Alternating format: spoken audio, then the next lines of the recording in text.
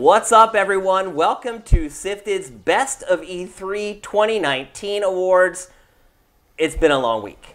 It has been a long week. You narrowly avoided a much more somber Best of E3 episode. Yeah, well, you may have avoided not getting to watch our Best of E3 Awards.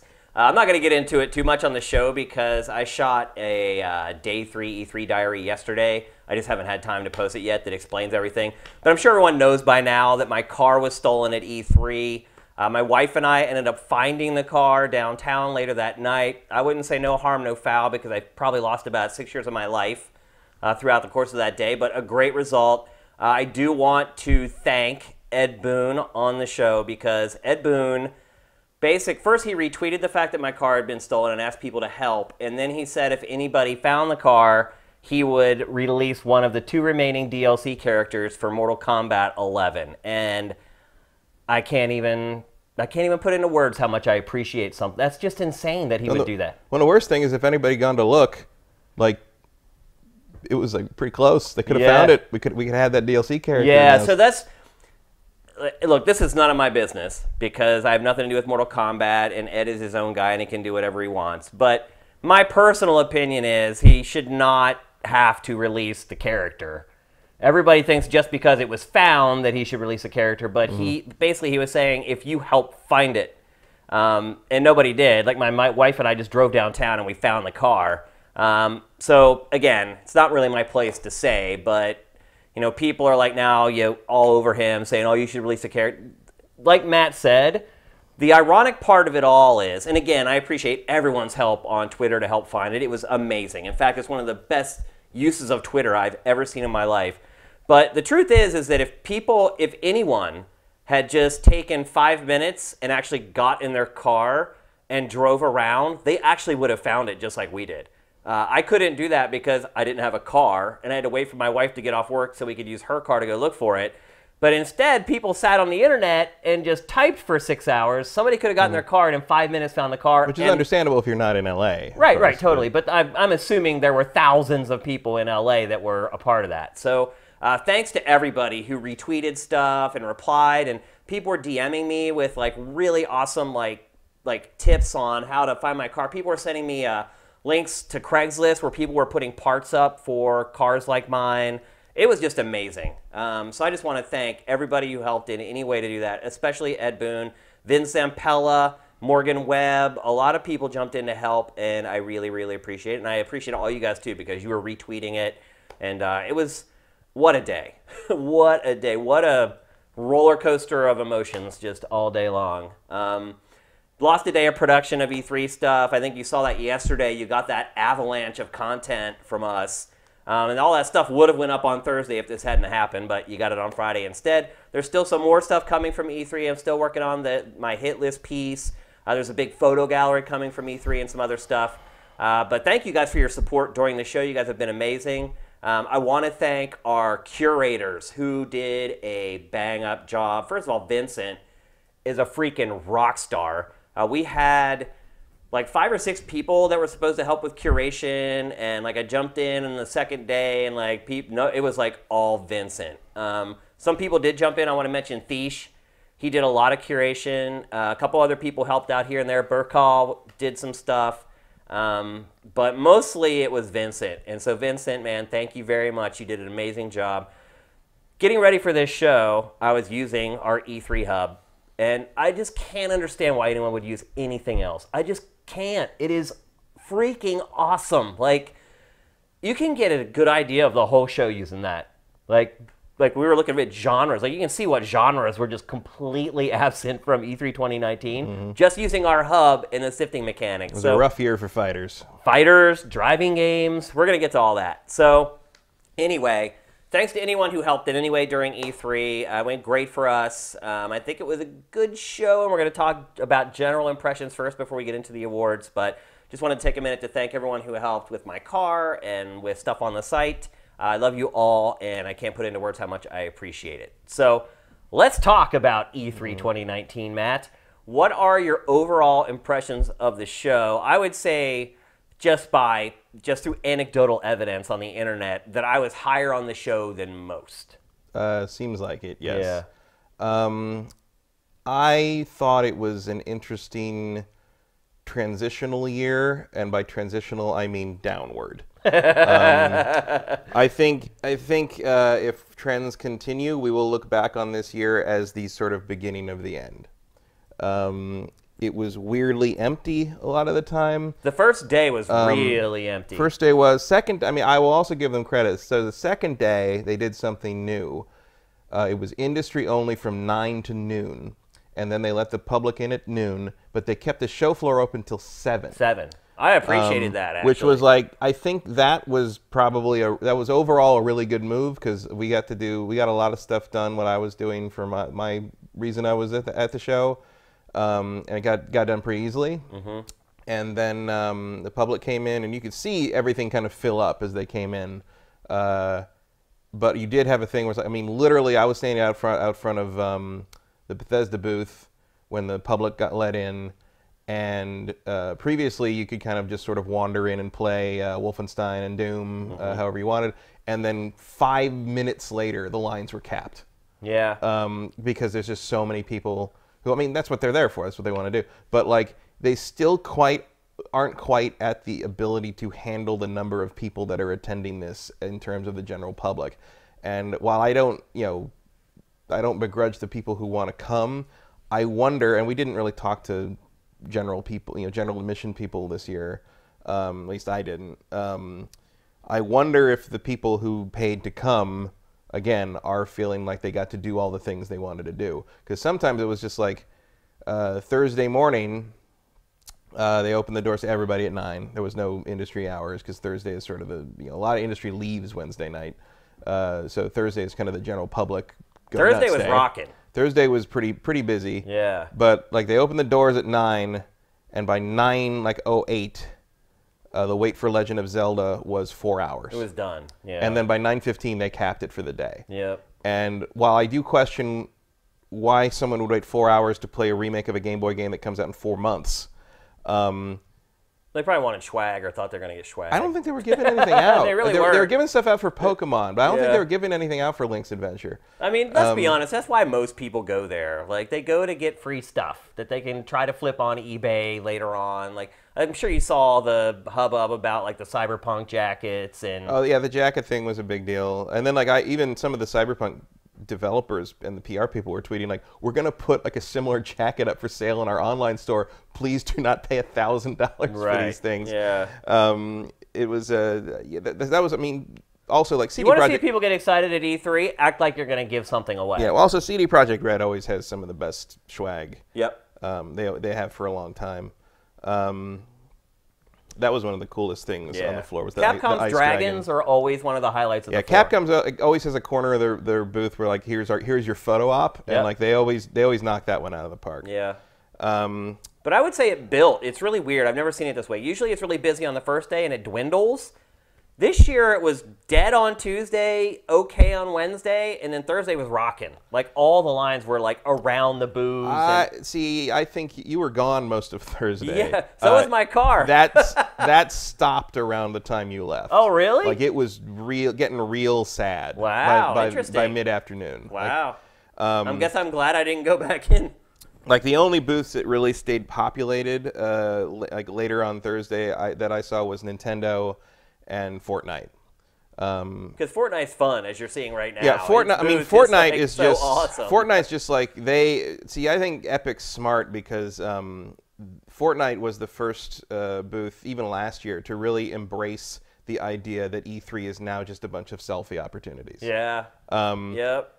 I mean, it's not just E3, Matt. Well, yeah, I know. It's life. Life is just a selfie opportunity. But I'm saying, like, E3 wasn't that before. No, it wasn't. And now that is what it is. And Epic recognized that and got out ahead of it before I'd say before anybody else, really.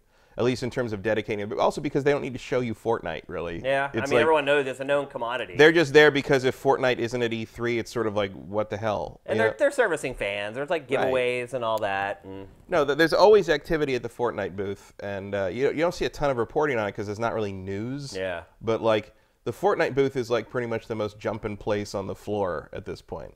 There was, and I don't mean that as a pun with the jumping up and down. I mean like there's always activity at the Fortnite booth. Yeah, you'll see at the end of this B-roll that overstuffed in the corner of the one hall, there was this stage where they just danced. Yeah, it was just like. What was it for? I think that was for an energy drink. It was like for raving. It was like they had all these ravers. It was like G Fuel or something.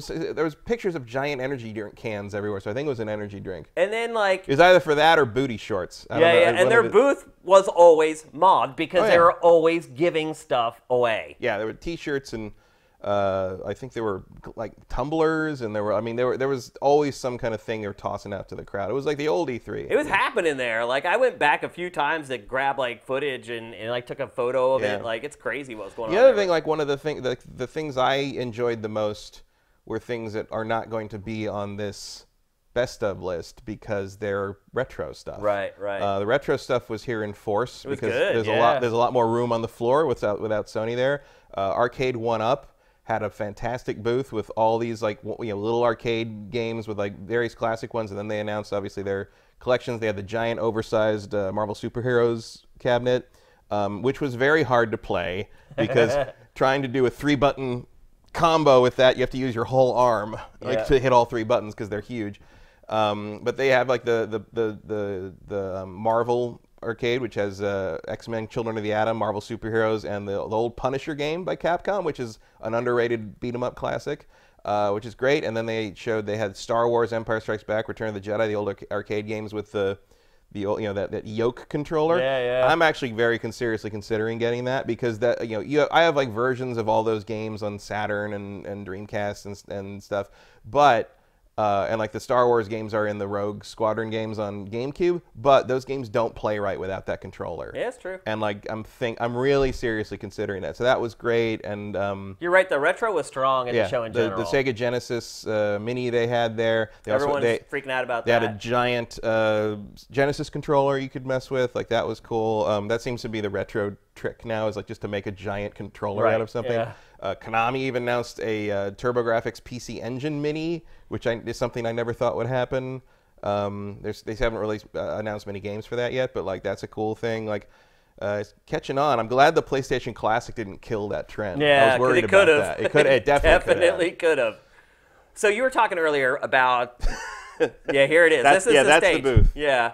So you were talking earlier about the longevity of the show, and so you have a conflicting opinion with Pachter. Pachter on Pachter Factor on the show floor, he thinks the new president of the ESA is going to fix everything and get everybody back on board. Apparently, the old president of the ESA, the industry hated him. Yeah, I knew that. I mean, I'm sure Pachter knows the new guy better than I do. I've never even met the guy, so if he says that, then there's probably merit to it.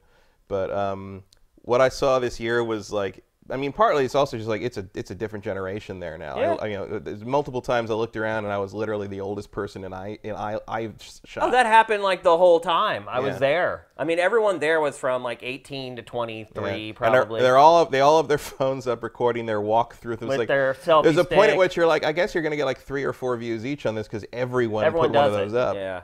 And you could just go home and watch someone else's much better shot version on YouTube. Right. That's what always kills me about the people that like film videos at concerts. It's like, why? You can go back and some dude has like some great camera with a little audio mic on it that's like direct feed audio, and no one's gonna watch yours. You're not gonna watch yours. People don't even watch their own. Yeah. It's crazy. And it was interesting to see. Like, so I was with a camera crew most of the time, and they were all like mid-20s kids. And they're all really great, and we got everything done very well and efficiently. But I was the only one who'd been before, so I was kind of leading them everywhere. You were like the Pied Piper. I was the mother hen, yes. And like it was interesting to see which things, because they weren't like super game savvy. Yeah. But it was interesting to see like which ones they knew. Like they all knew Mortal Kombat. Well, yeah. Because Mortal Kombat. Well. It's an old I guess you're right. game. Yeah, like you're right. I mean, you got to give credit to NetherRealm and Ed Boon for making a game that came out 25 years ago still super relevant. Like everyone knew who they were. Even these kids that grew up in the period which we would call maybe the dark ages of Mortal Kombat. It's back and it's big and they all know what it is, and they all wanted to do something at the booth, but it's like there's nothing. It's already out. Yeah. Like But they did have a nice setup there. Yeah, they did. I was surprised at how much they dedicated to it. They were showing Shang Tsung, as the new character and all that. But it was interesting to kind of like spend some time with the younger set and see how they sort of viewed all this stuff. And yes, they all were very positive on Fortnite. Like it was Fortnite is gaming to a lot of the younger crowd. It's become like Nintendo was when we were kids. Yeah, I mean, although Nintendo is still Nintendo to them too. Oh, really? They also have a lot of respect for Nintendo, but yeah, it felt like a shift of some kind, and maybe not a bad one. Maybe it might just become more of a convention moving forward. The question of getting everybody back on board is an interesting one. There was a lot of empty space there. Like if you went back behind in the hall Nintendo's in, it was just a cavernous expanse of I mean, there's nothing. usually like a place to sit back there, but it was bigger. Oh, it was like double the size normal. And all the booths that had filled in those spaces where Sony normally was, like, they were all just junk. Like, I never even walked over there, really. Like, I walked through there once to make sure I wasn't missing anything, and that was it. Like, I went through a couple times to see how things were going. Like, the esports section was not heavily populated. It was mostly popular because it was a place to sit down. Yeah. Yeah, I don't know. That you got to figure out something to put on the left side of that hall that draws some attention. Well, hopefully next year it's PlayStation. Yeah, I mean, you'd hope they come back to show off the PS5, but I can't see any of the companies that were in that space being able to hold that space. Oh no, if Sony wants their space back, it'll get it back. No question. Yeah, no question. Definitely. The question is whether Sony wants it back. Right. Yeah, I mean, Pactor's pretty confident. Like, even before we shot the episode, we were walking to where we were going to shoot. He was very confident that they're going to come back. And he said not just like PlayStation, like everybody. So like even EA. Yeah, like he said that like if the new guy can get EA to come back, like man's a miracle worker. Yeah, I mean apparently the industry really hated the old president. And you're seeing when there were stories published about him and some of the stuff he was doing there, and so you can kind of see it, but yeah, he's very confident that next year it will be back to where it is. Plus, with the next generation coming, and so we'll see. I'm not as confident as him. I answered that same question on Ask Shane Anything from the show floor, and I said on the show I could see it being worse next year. I absolutely could. Yeah. Because I feel like a lot of people are, Sony's still there. Like, they're not there officially, but they're there. Like, no one forgot PlayStation is a thing. Yeah, they're like the people who work for Sony. They're walking on the show floor. Like, they're watching E3 to see what's happening. They're going to watch and see how Nintendo does because it was there. So Nintendo was one of the few publishers who really was there. I mean, full force. Nintendo felt present in a way that basically almost no one else did. Yeah, and partly that's because they're the ones that don't have a generational transition coming up. I mean, they're in the cream of their generation because they're in year 3 and they're on all cylinders right now. The other hall was still good. Like, even though it was missing like Activision, which was always in the back and kind of weird anyway. Like, but it was still mostly packed with great games and great publishers. And I spent pretty much all my time. It was a little weird that Activision was. I mean, Activision had meeting rooms. I think like they were showing Modern Warfare in private meetings. Yeah. Same stuff they showed before, like in the pre-E3 stuff. They had the giant banner on the top of the convention center, but they just weren't. They didn't have a booth. If you were not an insider, they weren't. You wouldn't know that they were there. Yeah. So now that the whole show is wrapped up, what's your overall letter grade for E3 2019? I mean, I'll probably give it like a C+. Some good stuff. There wasn't a lot of bad stuff. It was just it just felt sparse. It felt like everyone's holding their breath. For next year. It's hard to give it a letter grade because it's hard to figure out what average is for E3 now. Yeah. Because is average us going back 4 years to when everybody was there, or is it us going back to last year where people were missing our? I mean, is this the average? Or is it average in terms of like, well, you've maybe figured out what it is now? Right. There's like 3 different metrics you could grade it by. In terms of just grading it by what I saw and what I liked and what like. In terms of what it made me feel like looking forward to the following year, and in terms of presenting it, I give it like a C+. Because one of the things that annoyed me about it was all the weirdos that did all the stuff about nitpicking the puddles in Spider-Man and the downgrades on this and that. Like, well, you won, guys, because no one wants to show. Now they won't show anymore. their games anymore. So good job. I will say this though, and we'll get into it a little later. There are several high-profile games that watching their trailers and then seeing them being played, they look like different games. This is true. I mean, several. Where it is a stark difference. Like, watching the trailers, you're like, wow! And then you go and play them, and you're like, this doesn't look like the same game. And we'll get into that. But anyway, so to me, most of the differences in that were mechanics related. No, for me, it was visuals, graphically. I didn't see much of that. I definitely did. Yeah. And if you start poking around and watching like some of the developer walkthroughs on SIFTD, I think you'll start to see some of those games that you're like, wait a minute, that doesn't look like how it looked at their press conference. So... Well, also, like, I don't care. So, like, like I'm here to play it. I'm not here to look at it. I mean, I appreciate really pretty graphics, but if you're, like, specular reflection on the puddle 14 feet away from my character, it's slightly different than it was in your E3 demo, I can't express how much I don't care about I guess my point was some of them were still doing it. Right. They were still showing demos, and those demos did not look as good, and so there would have been fodder for those people, and there actually is fodder for those people to be jerks about it. Well, at some point you got to show your game, so it's going to happen either way. Right, but I think the argument is that they're misrepresenting it a little bit in press conferences. And really what it is they're just showing the PC version running at full bore. Right. And then they end up showing like a version that doesn't run quite as well on the floor because they want it to run well. Right. Yeah. Well, like, that's not new. The term bullshot is what, like 14 years old at this point? Learn, get a helmet. Welcome to the industry. Well, it's like, welcome to marketing. Welcome to advertising. Clorox doesn't clean all that stuff off the way it does in the commercial either. Like, the McDonald's hamburgers don't look like that when you get them in the wrapper. Like, it's like that's what life is. So I think I'll give E3 a B- because I thought there was a ton of great games there. There were. I mean, even with us kind of winding down this generation, I think you can kind of see that there's really no such a thing as a generation anymore. Normally, like a year where you're waiting for the new consoles to launch, E3 is bad. Like, bad. Like, there's like 3 games in every booth. Like, we're really not seeing that now because they all know that any game they're making now will run. They'll be able to carry it forward. Yeah, and I think that makes a big difference. Well, I mean, also I think it would make a difference. It would be different even if the backwards compatibility probably wasn't as prevalent and carrying your library forward wasn't as prevalent because this generation also established that you always just remaster stuff. And release it again, and people will buy it. It's true. So either way, like, there's no reason, like, there in another time, I could see like Watch Dogs 3 or Cyberpunk being held for the next gen systems. Or being paid to hold for the next gen systems by the console manufacturers as an incentive to buy the new hardware.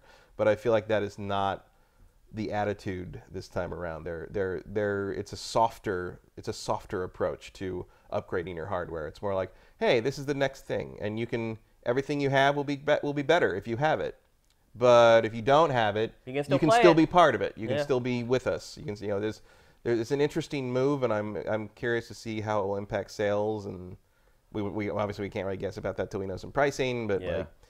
Next year should be real interesting. I don't think there will be any lack of excitement next E3. Well, I think they are having a bit of a problem because they're transitioning from all industry to industry plus the fans.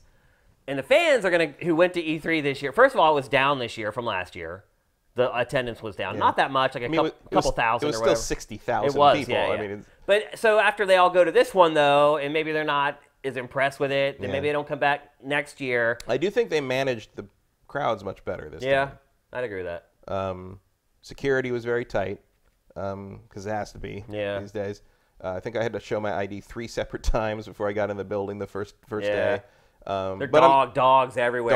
But I'm glad because like that's just the nature of the beast. They were sniffing my bag like constantly. Like I'd be setting up, like sitting on the floor, like setting up for a shot, and a dog would just come up and sniff my bags. And it happened like 5 times across 3 days. So it's good. I mean, they're doing what they need to keep people safe in there. But yeah, you're right. It's noticeable for sure.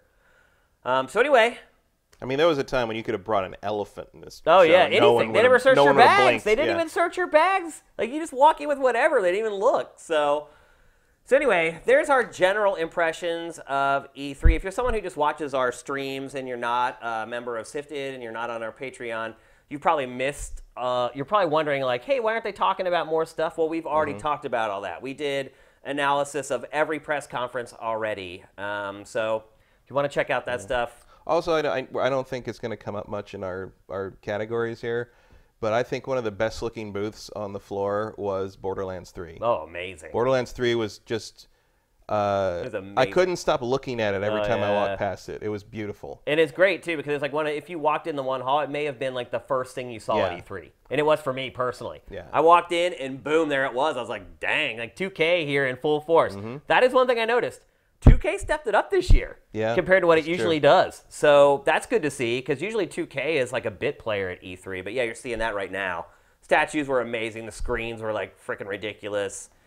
People are all over Borderlands 3. Yeah? That's for sure. It was a big, big game at the show.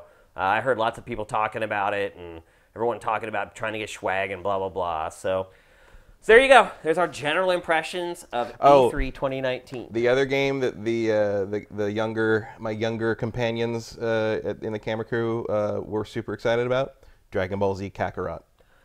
So they were very hyped. I heard the first day that people were impressed with that game. So on day 2, I went to check it out. Oh. Yeah, I played it. It's a Dragon Ball game. It's it's not good. It's like tries to look like it's open world, but it's not. Yeah, it feels like a Dreamcast era open world almost. I don't know why people are splooging all over it. Because it's Dragon Ball. I guess. And it looks like Dragon Ball. Like the visuals are there, the fights are there. It's so empty. It tells a wide swath of the story. The world is just barren. There's like, I thought it looked awful. Have you watched Dragon Ball? Because the whole thing's kind of barren. I have, and I get it. But if you grew up with Dragon Ball, this is one of the things you've been waiting for. It's a convenient excuse to make the game look bad. I think. And their whole thing was like, well, Xenoverse was good, but you didn't play as like Goku. You played as your own character, and they wanted to play as Goku. They had the Avengers problem. They're like, I want to be Goku. Right. So I mean, they dug it. Like, I don't think they're going to call it Game of the Show or anything, but they liked it. Yeah, they definitely were happy with it. Interesting. All right, let's move on. First, we're going to do something we do every year with E3, and it's called 2 Up, 2 Down. E3 every year is the time where publishers try to impress us with their best and brightest. And 2 Up, 2 Down is our way to say, okay, this game showing at E3 drastically changed my opinion on that game, and it can be for the better or it can be for the worse. So we're going to start with our first. Both of us are going to pick 2 up and 2 down. So let's start for both of us. Our first ups. Matt, what is yours? My first up is Watch Dogs Legion. I think a lot of people would have that on their up list. Now, granted, it debuted here, but I mean, we knew it was coming. It was pretty. We had some pretty good information about it. Pretty good assumptions that it was coming, and then it leaked beforehand, so we definitely knew there was a thing. But like, you know, I had my optimistic kind of like, oh, this is what I'd like to see them do, or how I'd like to see them rework it. But they kind of reworked it exactly how I hoped they would. So, like, I kind of went. My thing jumped from my opinion on this jumped from like, yeah, I'll play it. Because like I like the first 2 okay, and I'll see where they want to take it, to I cannot wait to dig into this and like play with all the systems in this thing and see what kind of weird stuff I can cause to happen, and whose data I can find, and whose lives I can mess with, and whose lives I can improve, and like I want to do all that stuff. We're going to be talking about this game a lot in this episode, so. Keep some of your opinions for later because you're going to need them. And I wasn't too. I wasn't really expecting. You know, this to be a big thing that like stuck in my mind through the whole week, but it did. It looks like what I thought the first game was going to be. Like, this is kind of what I thought Watch Dogs was going to be all along from that very first trailer. I think this is what they wanted you to think it would be. Yeah, and they finally got there. Yeah. I was very impressed. I think everybody... Right down to it pretty much looking almost like that original trailer that they ran. The little gameplay demo they ran before. With all the connections on the phones and everything. Yeah. I think everybody was impressed. And I mean the visual. You want to talk about the downgrade controversy. Right. Yeah. And now they finally caught up to their own 2012 trailer. My first up for E3 2019 is Luigi's Mansion 3. And I'm going to talk about this game right now, people, because it's not mentioned. I hate to be a spoiler, but we don't really mention it again in the rest of this episode. And I love this game. I absolutely love it. In fact, I would say it's probably in my top 5 games of the show. I'm not even exaggerating. So my concerns about it were mostly rooted in the first game and Dark Moon to an extent, which I did not finish, so I didn't really know how long it was. My big concern with the first Luigi's Mansion was it was like you're done with it in 4 hours. You had nothing to go back to. Nothing could be further from the truth with Luigi's Mansion 3. First of all, look at the mansion. So if you remember, the first game, it was like a 2-story house. Yeah, it's a pretty normal mansion. Now it's a skyscraper, and it goes up and up. I talked to a Nintendo rep, and he wouldn't give me an exact kind of length of how long the game is, but he said that people are going to be very, very, very happy. So on top of that, though, it's not just about the single player. It's also about multiplayer co-op. They have a mode called like skyscraper mode or something, and basically it's a floor-by-floor cooperative mode for up to 4 players where you just clear floors, and you have to collect items and keys that unlock the locks to the next one. You just keep climbing up the tower with the people that you're playing with. Someone else can also play cooperatively with you throughout like the whole game. They can play as like Gooigi or whatever, which is his alter ego that can like... One of the great controversies of the week. Yeah. Do you love Gooigi or do you think he's creepy? Gameplay-wise, he's pretty handy, and most of the puzzles in the game work around using both Luigi and Gooigi, because Gooigi can do stuff that Luigi can. So now do we eventually build to a Waguigi? I mean, it's Nintendo, of course. Waguigi for Smash. And then talking about like just how the game plays, it is a little different, and I don't know that I really like all the changes all that much. So the biggest one, if you guys remember, or maybe you don't know anything about this game, but basically what you do is you stun the ghosts. You have to spot them first with a flashlight and then stun them, and then you can start sucking them up. And that was pretty much the extent of the first game. There was a mechanic built into it to where the right stick, you had to hold it away from the direction the ghost is pulling to be able to vacuum them up more quickly. And that mechanic, I loved it. It was like crazy addictive. But now, and you can see that what they've added is, once you stun them and start sucking them up, that icon pops up, and you can slam them back and forth to basically take control of them. It seemed cool at first. By the time I got like 15 minutes into the demo, it wasn't quite as cool, to be perfectly honest with you. It started to get annoying. And I would actually prefer if you could just suck them up like you could in the first game. But you have so many more tools in this, which is just going to open up the toy chest for Nintendo to create some great scenarios. Like you saw earlier, the suction plunger that you can use. That's not just used for like puzzles and pulling boxes and things like that. Like the boss fight at the end of the demo at E3, you have to use the suction cup to like pull the... there it is right here. Perfect timing.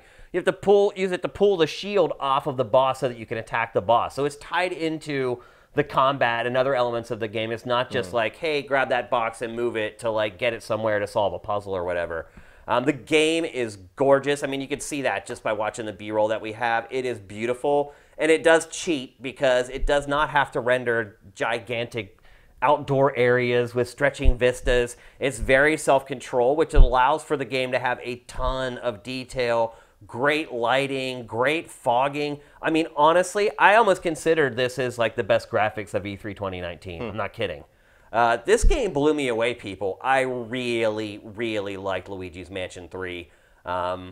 Again, like I considered it for Game of the Show. Definitely considered it for best graphics of the show. I loved playing it. I loved the tone of it. Like a lot of Nintendo games, the story isn't all that prevalent. Like it starts with like the whole crew like riding on a bus and they show up. It's frivolous, but the game itself is very fun, very polished, and they kept the Luigi's Mansion 3 name. They didn't change it to some subtitle or whatever. I am really, really hyped. This is one of my most anticipated games of 2019 now, people. I'm not kidding. Provided it doesn't get delayed like Animal Crossing. And I lost our fantasy draft in 2 days. I lost Animal Crossing Switch, and I lost Ori and the Will of the Wisp. Just over. Yep. E3 ended my fantasy league. That was it. So now, like, what, you're on Days Gone and... What was my other alternate? I don't even remember. I don't remember what the other alternate... I don't have my computer. Obviously, it wasn't very good if I can't even remember it. So, anyway, I love Luigi's Mansion 3 at E3 2019. I thought it looked Here awesome. I thought Anthem had sunk me. Nope. Definitely not. Okay, what's your first down, Matt? My first down is probably just about everybody's first down, which is Avengers. Yeah. I will say this: it's not bad. It's not as bad as people are making it out to be. It's not like the disaster people are screaming about, but it is extremely underwhelming. Yeah. When you finally see it played, the problem is twofold. The first part is that you can see where they got everything in the game. Like everything in the game is sort of lifted from another better game. Yeah. It's very derivative. Thor plays like Kratos. Yep. Like it's that simple. Thor plays like Kratos. Iron Man flies around on rails at one point. Bad. Yeah, it's really bad. But like once he stops and starts actually fighting on the bridge, it kind of looks like an Anthem character. Yeah. It looks a lot like Anthem. Yeah. The Hulk is probably the closest they get to actually capturing a character with the gameplay style, because the Hulk is just a big battering ram of things. I mean, there's a couple of moves in there that are literally taken from the old Capcom fighting games, which I thought was fun. And then Black Widow sort of plays a little Devil May Cry-ish, I think, what they're going for. But unfortunately, the section she has in the demo, which the demo is basically, I think, what you play at the beginning of the game. It's like the prologue that introduces you to all the concepts in the game. It's like a tutorial sort of thing, so you jump from one character to the next. She was abysmal. Her thing is just mostly a boss fight against Taskmaster, and it goes on forever. And it's like tons of QuickTime events. Yeah, there's a lot of like, bro, like this is 2019. She's like up on, getting on him while he's like flying around a jetpack and like punching him in the back of the head while you hammer like QTE buttons, and while it's happening, like doing that, like she's flying through like the structure of the bridge, and like the frame rate's tanking into the teens. It was bad. It was really disconcerting. And then Captain America is I liked him. Seemed okay. Captain America seemed like Kratos, except with a shield bouncing from one thing to, and it looked like maybe the shield, I couldn't tell for sure, but it looked like the shield maybe stored up charges when you block stuff with it or something, then you could use it to like create like a shockwave thing sort of thing. He didn't actually play as him very long. Like he was very quick. I thought Thor was okay. Like I liked his mechanics. Like I liked mechanics what you are could do fine, with but hammer. like he's just fighting like guys in like tactical gear, and I was bored by halfway through his part of the demo. It was the longest part, if I The other problem, and then the twofold problem, part two, is they never fight as a team. Yeah. It's just individual sections, and maybe that's different in the final game, but I find it extremely strange that the Avengers aren't fighting as a team. The campaign is entirely single player. The co-op stuff is all like side mission, open world, endgame stuff. I can't imagine this was their goal when they started making this game. I just can't believe that it would have been their vision. Like, honestly, as much as people complained about the idea, it would have been better if they had gone full Destiny with it. Yeah. Like a mingle player sort of open thing. There was some chatter on the floor I heard where people were concerned because Captain America dies in that explosion at the beginning. They're like, I can't believe they spoiled Captain America. I'm like, do you really think he's not coming back, or like there's not some like multiverse thing where like everybody gets characters from different multiverse things? Because everybody's obviously they're going to sell, you know, skins and they're also forgetting that the debut teaser trailer for this game was like his shield sitting like broken. So like, I promise Captain America's not dead for the rest of the game. You'll be able to play as Captain. They didn't design an entire fighting system for Captain America for him to be in 5 minutes of the game. For him to be killed in the opening cinematic. It's right back. It's like the Mass Effect 2 thing where people complain that they showed the end of the game when Shepard died with Normandy. I'm like, that's clearly the beginning of the. What, I don't know what you're doing anymore. But and the other thing, of course, people complain about have complained about the way they look. Again, as we talked about at the press conference, I don't care that they don't look like the actors from the movies. My problem is, having looked at them more and more over the course of the week, and also like when you went in, you got like this dossier folder with like headshots of them and stuff. The problem isn't that they don't look like the actors. The problem is that they don't look like anyone. They look like, or they look like everyone. They have really generic faces, very symmetrical. There's no character to them. Thor, in particular, the parallel I drew was Thor is like when you do a storyboard for a movie. Thor is like the face you draw for Thor before you cast anyone as Thor, right? Like, they just don't look like anyone. I don't know why they didn't just make them look like their comic book representations. They kind of like, do. I mean, look, dealt with that. Look, comic book that's not really a thing to say, because they look different from comic to comic depending on the artist. Like, there's drastic. Yes, drastic. I mean, I have a vision of what Thor looks like in my head from the comics. I know you do, but I've read comics for 40 years, and Thor in one comic can look completely different in another. The trick is, artists give character to those faces to the point that you can tell A, who they're supposed to be, and B, that they don't look like everybody else. That's the trick. And like, if Scarlet, see, I always try to call Black Widow Scarlet because she's played by Scarlett Johansson. Right. If Black Widow stole your car, how in the world would you describe it? She's just a white woman. Like Redhead. her face has no distinguishing characteristics to it whatsoever. Yeah. Like no scars. and that's no the problem anything, with everyone except Bruce. Like Bruce Banner, I think kind of looks okay. He's the closest to the movie character. I mean, in the sense that he almost looks like a person with a real face. Yeah. But everyone else just sort of looks like a guy. Like I don't like even Tony. He's got the facial hair, but you take the facial hair off, he's just a dude. Like you got to give these faces a little something to grab onto, and there's nothing there. And that's I think that's the problem. I mean, they even would have probably been better if they mocapped and scanned the voice actors' faces for. I mean, even Nolan North doesn't look like Robert Downey Jr., but you could adapt Nolan North's face to look like some semblance of a Tony Stark. Right. I think that's the thing. I know they said they're not going to change them, despite the complaints. I think maybe they should just keep their helmets and masks on. I mean, that'll help. Also, like, keep in mind, I mean, I assume they're going to sell skins the way they did on Marvel Heroes. Yeah, I'm sure. And, like, the Marvel Heroes skins routinely changed the complete look of the character down to some of the skins you could buy were literal representations of the movie versions. So it wouldn't surprise me if you could, in fact, buy a skin eventually that looks like Chris Evans or looks like Robert Downey Jr. to some degree. Or even looks like individual versions of the characters through the history of the comics. That will be the most popular DLC for the game. Yes, it would. And not coincidentally, in Marvel Heroes, they were the most expensive. Yeah, of course they are. Because they have to pay the royalty to them. Right. Yeah. Well, because they say it's because we had to put so much extra work in it. That's like, no. No, we know what it is. That was part of a different contract, and we're all aware of that. We know that.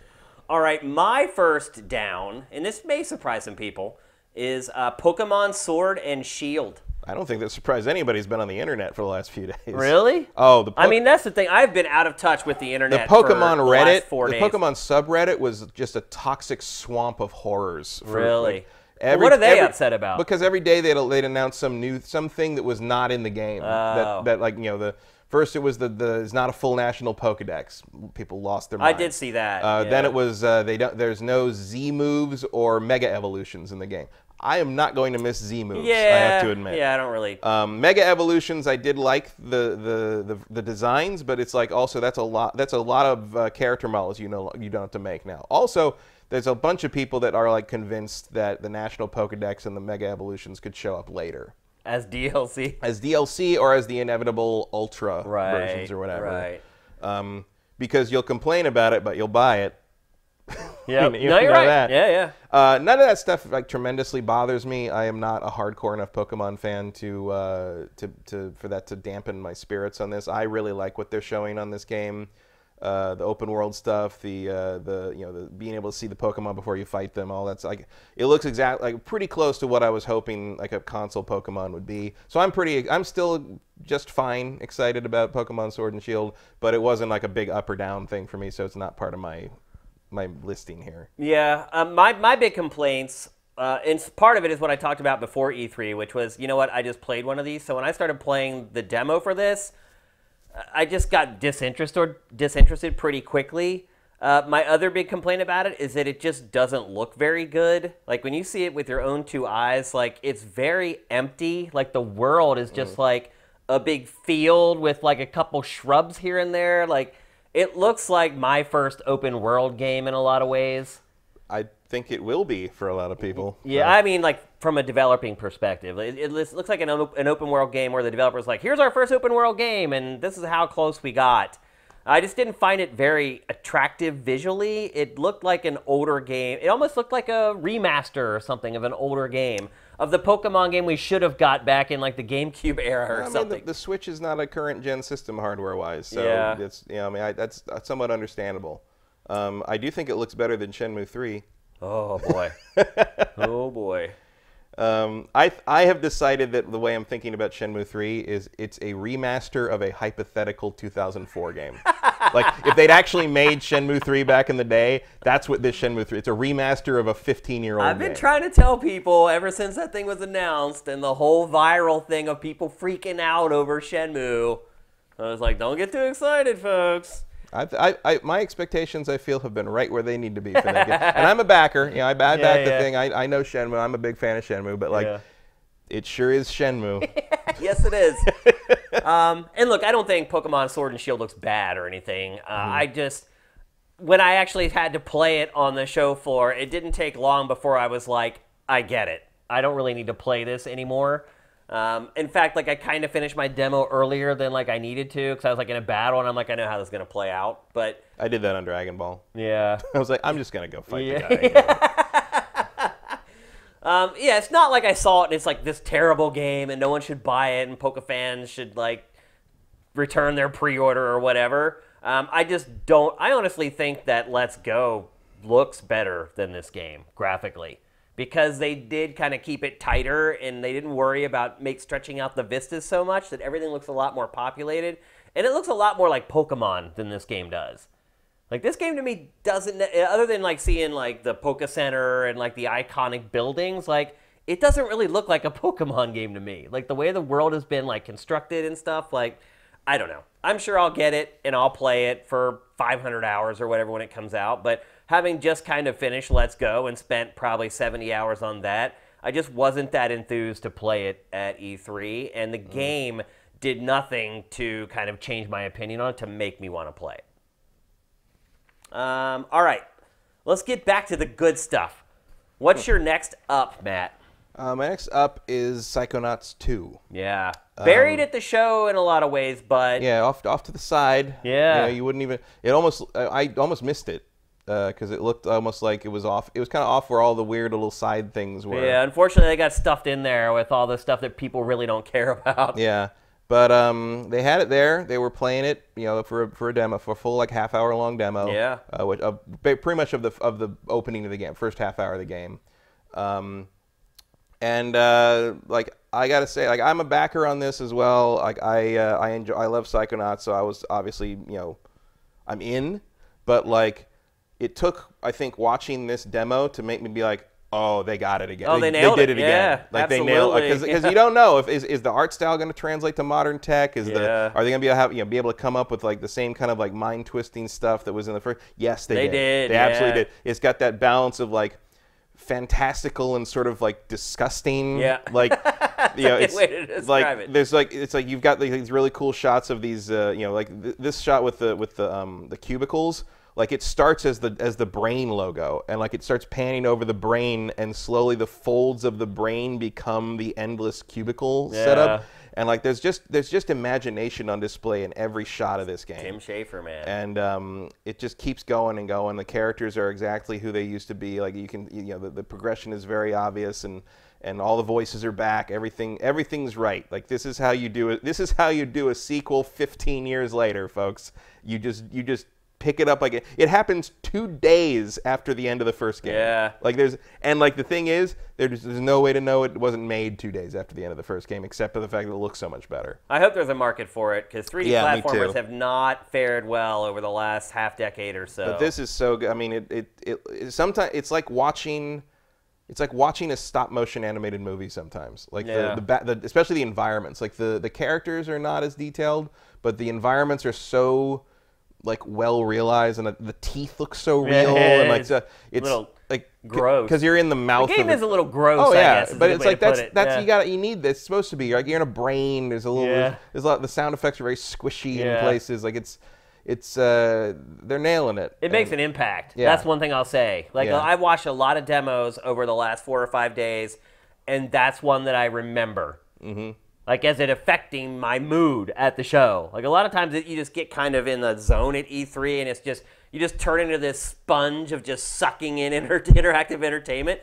And every once in a while you come across a game like this that's different, and it has a different impact on you than just like, oh, that was cool, next. I hope it can find an audience and can be successful. Well, hopefully not that it matters now. They were just bought by Microsoft. But in the sense of like having their work recognized and I have a feeling that this game might be why they were purchased by Microsoft. When you see it, is impressive. Yeah.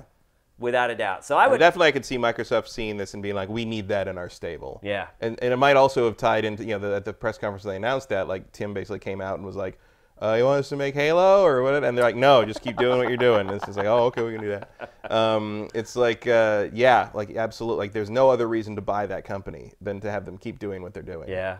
I mean, that's why you bought them. And Tim Schafer at the booth was wearing a Brutal Legend shirt. Maybe we'll get another Brutal Legend game. That's not happening.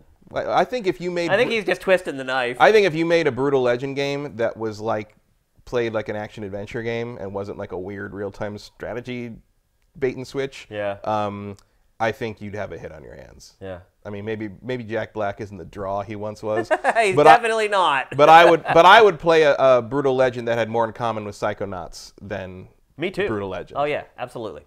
Let's see. My second and last up is Dying Light 2. I was not a fan of the first Dying Light. I played it and enjoyed it. I am, but I don't know why. You finished it and everything? I know, I never finished. That game is huge. It is huge. But I played like a bunch of the DLC expansion stuff, and I put it in just to play for a while. And then when they revamped it and did the enhanced edition, I went back to it and played some more. Like it was a big seller. I must have put. A lot of people I put like 80 hours into the thing. A lot of people over did. the course of the years. I got like 20 something into it before I kind of faded away. I think I had just like launched SIFTD at that point, and I'm still kind of trying to figure out how to like budget my time and everything. And I only got like 20 hours in. I was like, I think I can't play this anymore. I got to move on to something else. But Dying Light 2 blew my mind. Did you get to see this demo? No. So games always talk about choice, and you know most games that offer it maybe offer a couple choices. Even the games that like make it a focus maybe have 10 choices throughout the entire game that actually matter. This whole game is like that, Matt. Literally, like every 10 minutes, you're making a decision in this game that like changes stuff on down the road. It blew my mind. Yeah, I know people that like who had seen it. They said like the developers were saying that like you'll only see like half the content in one playthrough because you're choosing branches that cut you off from other stuff. I was blown away by this game. Another big change to it that I will appreciate a lot is the day and night cycle has a huge impact on the zombies. So suddenly, I think this is set like 15 years after the first one or something, somewhere along the line the zombies kind of evolved and they are damaged by sunlight. So now during the day the zombies are like inside in shade and they can still like attack you if you go in there, but they aren't out on the streets like trying to hunt you down. And then at night they come out and it becomes more dangerous. So to me, having that time during the daylight to kind of take care of business without having to worry about getting eaten. Just worry about getting shot. Right, yeah. It does change the aesthetic of the game. It takes one of the major enemies kind of out of play. I was shocked at how much I liked this game at E3. I feel like it's That's a fun tactical choice, too. Like the idea of like, say you need to do something inside a zombie lair. Do you go in while it's safer outside? You get to the lair and go in while they're all in there? Or do you wait and like brave the outside at night, but then there'll probably be less zombies inside in the lair? Yeah, the whole aesthetic will change the entire game. Again, not a huge fan of the first one, but this second one blew me away. So if you like the first game, man, you are going to love this one. And if you're like me and you're kind of like, on the first one, you should definitely start paying attention. Go to its game page on SIFTD, click the gear, and follow it. It also doesn't hurt that Chris Avalon's working on it. Yep. Yeah, and you can see it. Yeah, like I'm sure the branching, like making real decisions, had to be him. Yep, absolutely. That's his stuff. Yep. I was blown away by it. So there you go. And then finally, our last down, Matt, what is yours? This might be a bit of a punt. But mine is Gears Pop. Wow.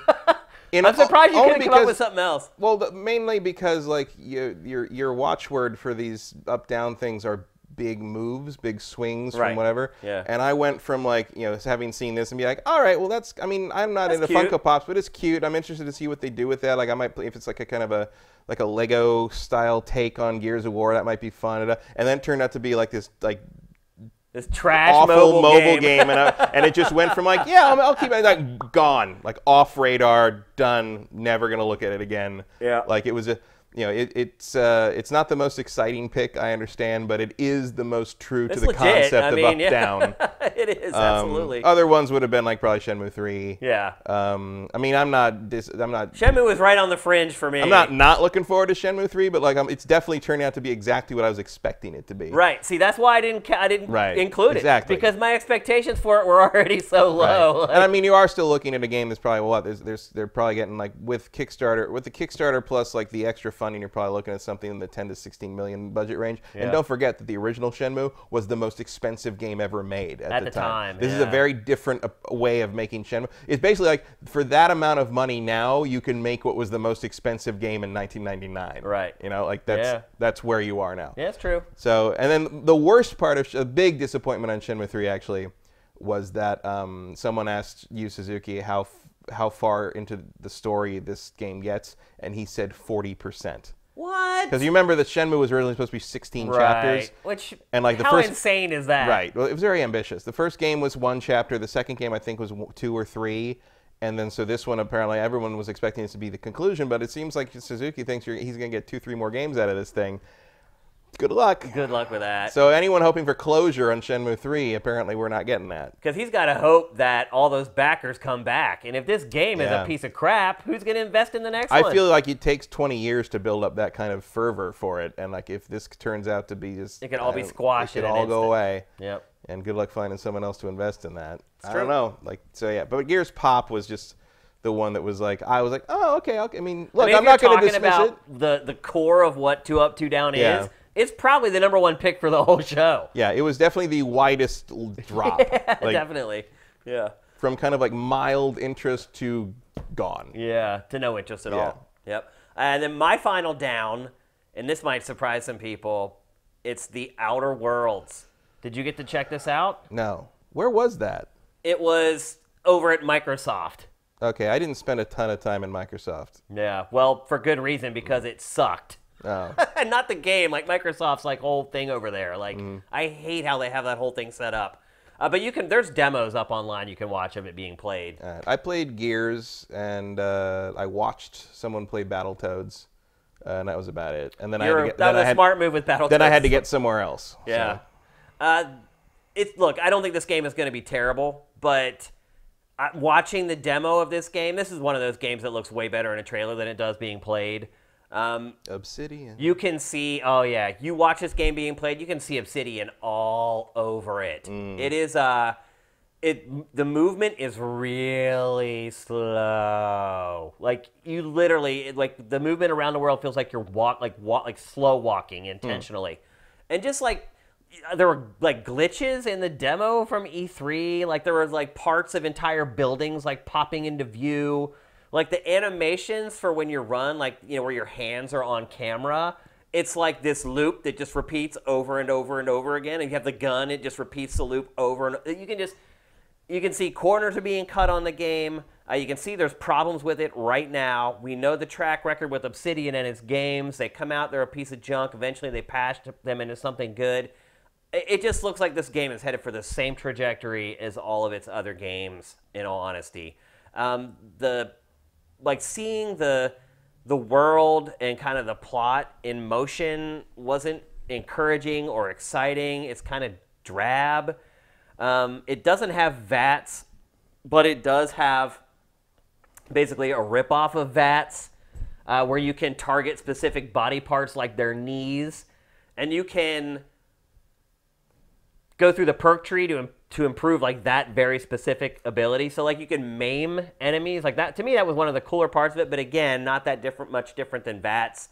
I just had really high expectations for this, and then after the demo, they were pretty much squashed. Like I might have to play it just because, but if I didn't have to play it for my job, I would probably wait like 6 months or a year for them to like patch it up. Like that's to me where this game is tracking. I mean, right that now. is kind of standard Obsidian procedure. Yeah, and I was hoping that wasn't going to be the case with this game, but after the demo I saw, it looks like it's absolutely going to be. Well, maybe it might cease to be the case moving forward in the Microsoft land. ownership era. Yeah, but I think this might be the last true Obsidian game in that regard. Yep.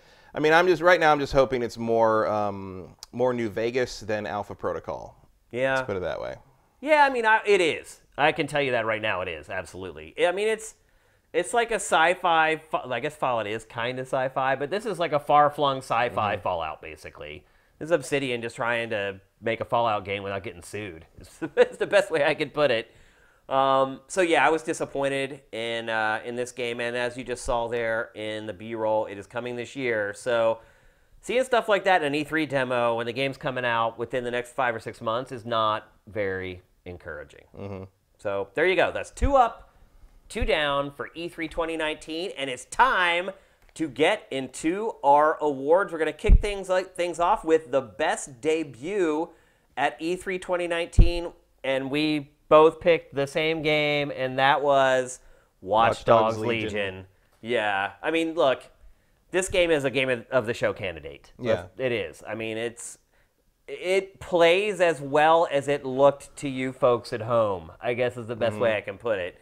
They clearly put a lot of time into this. It's insane. It's insane. If you guys have not watched like one of the millions of like developer walkthroughs that are out there for this game, when this show is over, go watch one. It is mind-bending, the stuff that is in this game. Like, I watched one walkthrough where they just played with all elderly. They just used one of the elderly people. It was hilarious. So they've definitely come a long way from Women Are Too Hard to Animate. Yeah, you're right. I forgot about that. So it was awesome. Like, they went in and did like a kill-free playthrough. They went into this fortress with this elderly character, went in, was non-lethal the whole way through. Like, she had this crazy like spider drone that you could use to like crawl up to enemies, and they would crawl up its arm and then basically do like a wrap around their face and then shock their face and knock them out. And they just kept using that over and over strategically to get like through the whole thing, and it was hilarious. Like, she makes it all the way through the base and then escapes and comes out, and she has to chase somebody down who's walking. And so her run is just barely faster than the person's walk. It is freaking hilarious. So you have your character who's just running as hard as they can and just gaining like an inch with every stride. I can't put it into words. It was like I laughed for like 30 seconds. So, you know, they showed off kind of the what do they call it? They call it like traversal challenged or something. There's a term for it in the game because characters are rated in that, like how fast they are. And so they showed that. I know, it's crazy. So they showed that in the trailer and kind of their presentation on stage, and then for them to actually show how deep that rabbit hole goes inside the game, it's crazy the stuff that you can do in this. Like, I don't know. Again, I highly recommend going and watching a gameplay demo of it. Yeah, it's even if you've been disappointed by the other two games, like this could almost be a new franchise. I mean, this is what it should have been all along, and what it will be probably from here on out. It's a rare example of a major AAA publisher sort of like missing twice and not giving up on the concept. Because they made money the first two times. They did. But like that's also kind of impressive that Ubisoft is not known for changing the formula if it works once. Yeah. So the fact that they really went back and decided to let this team go and find the juicy core of what Watch Dogs should be, like I think that's pretty cool. Yeah, we were both impressed. I think everyone's impressed with it. The only downside is it comes out next year. Yeah, I was kind of hoping for this year, but not so. Okay, next up, best graphics. We're reaching the end of the console generation. I think it's getting hard to pick this category at this point because all the games look good for PS4 and Xbox One games. Yeah. And they're all kind of on equal footing. Even the developers who maybe didn't have their own engine, like they're now getting up to speed with Unreal or whatever middleware they're using. Like everything looks pretty good at E3 Well, I mean, now. you even have stuff like Luigi's Mansion on Switch that like just people learning how to use the hardware properly. Yeah, or just catering the game in such a way to be able to maximize the hardware. Yeah. It counts. It does count, absolutely. And we do have different picks for this one, Matt. So what's your pick for the best graphics of E3 2019? My pick is still Cyberpunk 2077. Your pick is also a good one, like and probably objectively correct. Yeah. But I just love the aesthetic of this game and it's the neon drenched city. Well, it's a great mix of tech and art. Right. Yeah. And so that just like put it over the top. Again, I think I probably was my pick for last year too. But it just puts it over the top, and there's a part of me that just can't believe we're going to get to run around in this city. Yeah. It looks like something that should be in like a David Cage game, where you can only see the little snippets that you get to see in the little story-based areas where you do like 5 things. But the fact you can just walk down the street in this game, that blows my mind. Just the art is amazing. Just look at the lighting down that hallway back there. Exactly. Like, it's exactly what I was looking at when you said that. Yeah, I mean, just look at that. Like, what games... What's down there? I want to go down that hallway. What games, though, pay that much attention to that little stuff like that? Like, you can just tell how long this game has been in development before they ever even showed it to anyone. It's Like, just the pre-production on this must have taken years. Yeah. No wonder they announced it so early. They must have been already working on it for how long. Yeah, that's how, I mean, they had been working on it for quite a while then. This game is just freaking awesome. Like, I don't even know if anything else needs to be said about it. Like, and I love that it's coming out in 2020 because it has to. Cyberpunk 2020. And it all feels like it's kind of coming together. It feels like that was a plan all along. They just didn't want to tell us we were going to have to wait that long until it was closer. Yeah, we didn't want to be like, hey, we're doing this thing. It's 8 years from now. Yeah. But yeah, I remember I still remember creating the game page for this when we were working on SIFTD before it launched. And I was like, dang, like they put out a trailer for this when we launched SIFTD like 3 years ago. Yep. I was like, this trailer's 3 years old, and like I'm still gonna add it because it's awesome, but dang, like, yeah, and so it is rounding into form, to say the least. Okay, so my pick, and Matt kind of hinted at it a little bit, and I think this will surprise people and maybe disappoint people. But my pick for the best graphics of E3 2019 is Microsoft Flight Simulator. You can all boo me. I can hear you booing. I mean, I think this is probably objectively correct. Yeah. Like I mean, look at that. It's amazing. Photorealistic. Literally photorealistic. You start looking at these cities. If limiting the size of the areas and the scope of things in Luigi's Mansion 3 to make all the detail happen, it counts, like, so does this. Like, yeah, there's not much happening in the world here, but, like, look at it. It's the best graphics. Look at that. It's literally photorealism. Yeah, I mean, when we watched this in the Xbox briefing, like, it blew our minds and our jaws dropped. And as I started sorting through all the E3 media and looking at games, like, I could not find something that looked better than this game. I just couldn't. Certainly, art isn't an issue with this because there is no art. It's just trying to recreate reality. Well, they're just like basically taking satellite photos and turning them into 3D graphics. Yeah, and it worked pretty well. It sure does. I mean, also the planes look great. Like the detail on the lighting. I mean, just everything about it. Like when it showed it floating across the ocean, you can see like the fish swimming in the water. Like, are you gonna play it? Maybe. Probably not.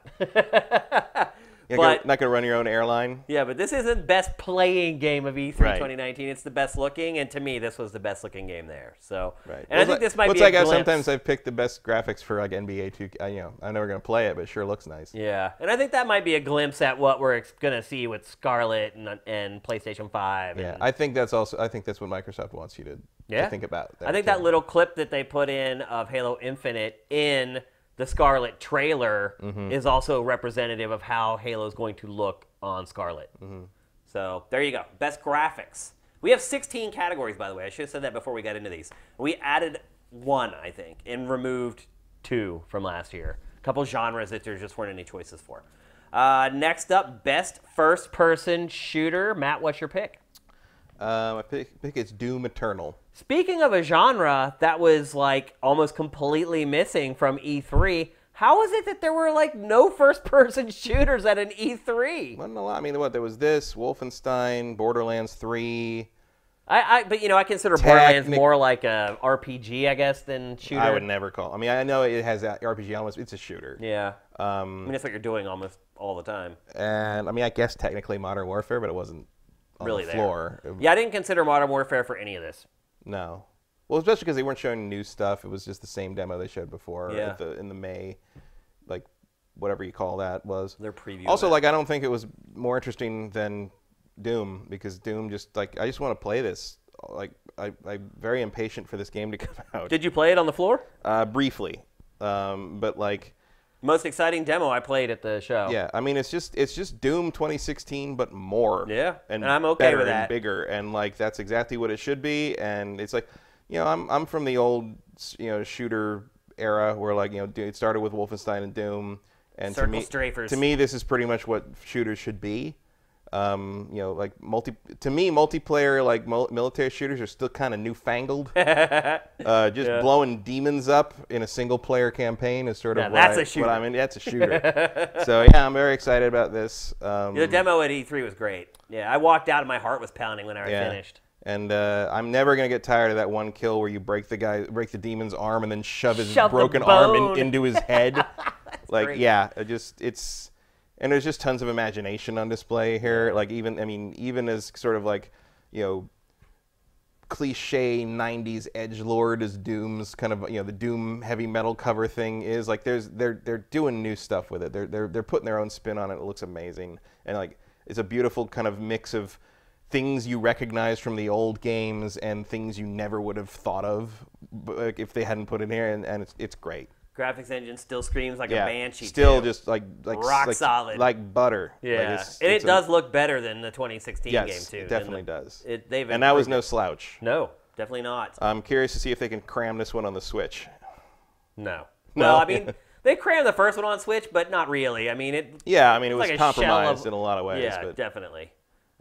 Not the least of which is frame rate, which is what really kind of trips my trigger with this game. So, my pick for best first-person shooter, and again, there weren't a lot of choices, but my pick for best first-person shooter of E3 2019 is Ghost Recon Breakpoint.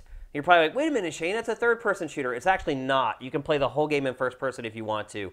And I just want to say that, did you get to see this game at E3? No. I was absolutely right. This game is insane, realistic, like, it's hardcore, man. Like, you're not supposed to walk on the roads in this game, Matt. Seriously, it's so dangerous. Because of the drone patrols, or like... Because the enemies will kill you with like 2 bullets. Like, it is hardcore. Like, this is another game I highly recommend you go watch a developer walkthrough for. It is going back to old school Ghost Recon. The only thing that this game really has in common with Wildlands is the sync shot. Everything else is completely different.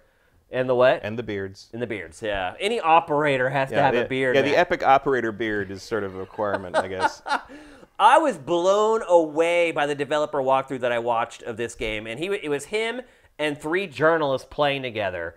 And watching him, like, basically walk them through this game, it was great because he was just, like, showing off all the features. Like, there's so much cool little stuff in this game. Like, it's total gun porn. Like, and I think that was pretty much true of Wildlands as well.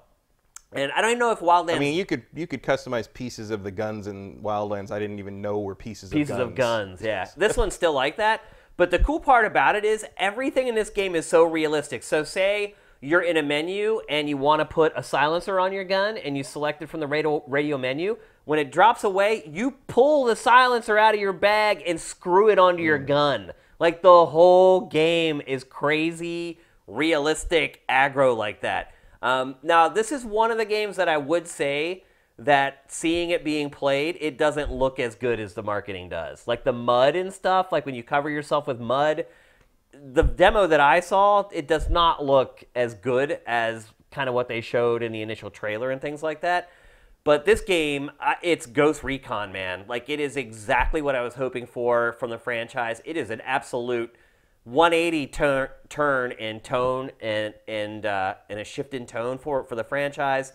It is going back to what kind of Ghost Recon was before, while still incorporating a lot of, the modern techniques of creating a modern video game. I was more than pleasantly surprised by this.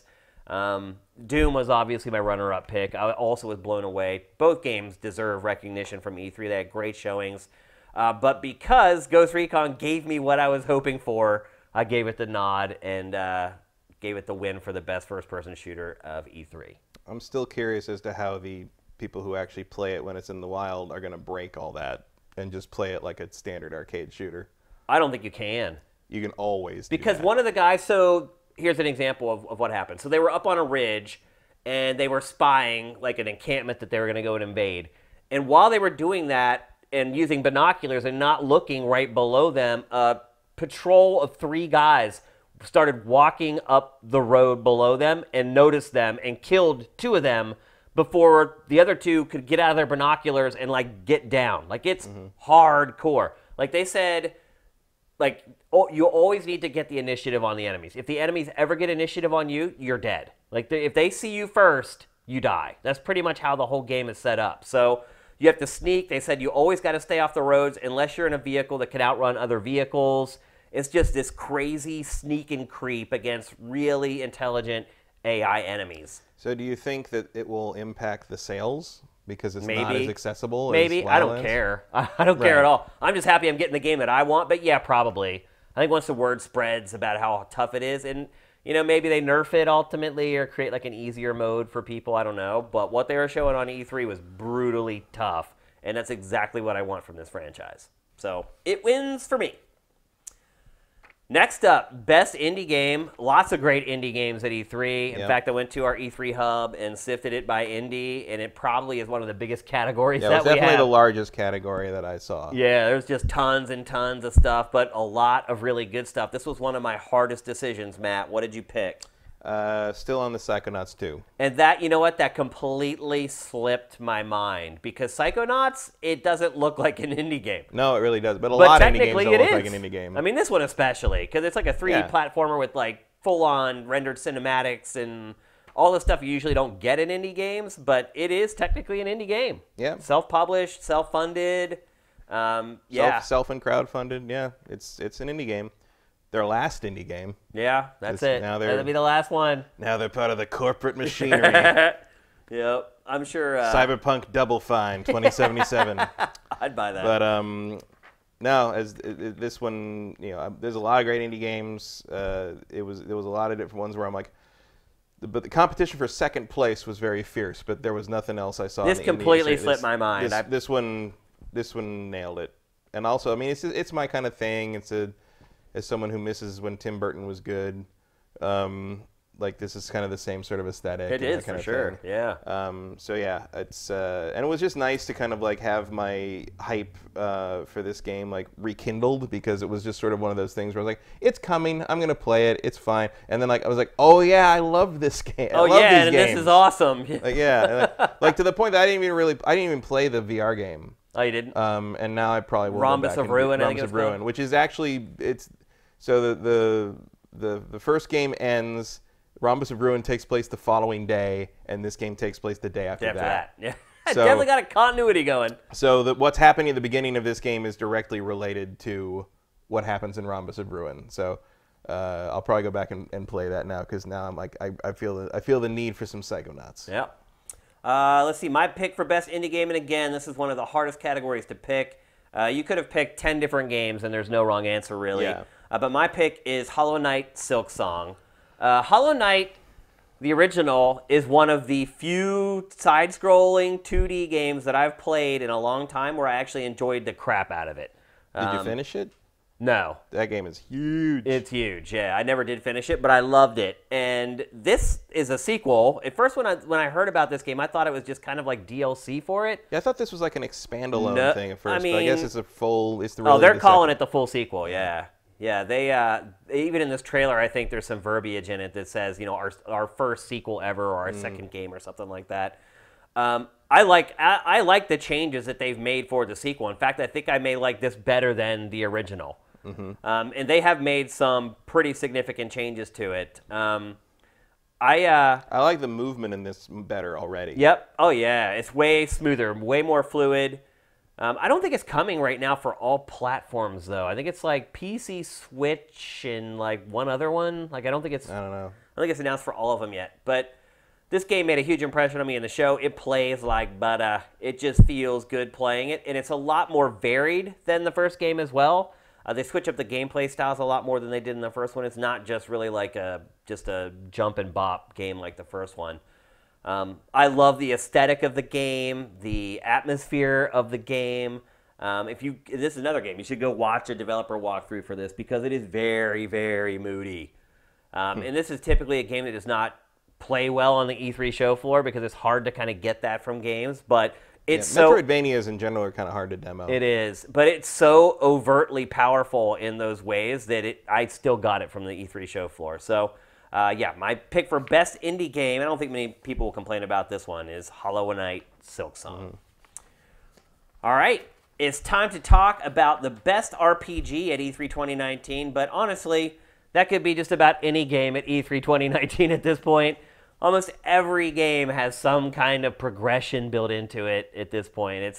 It's Yeah, just, but I think it's time to give up on trying to call that what defines an RPG. yeah. It's like saying anything with a gun in it is a shooter. Yeah. You know, like yes, there's the idea of like progression, leveling, or giving you some kind of attachment to the progression of your character over the course of the game is just a standard way. That's just a video game now. That's just how it is. It's just a video game. Yeah, an RPG you have to really focus on putting you in a role and making you part of that world and part of that story. Yeah.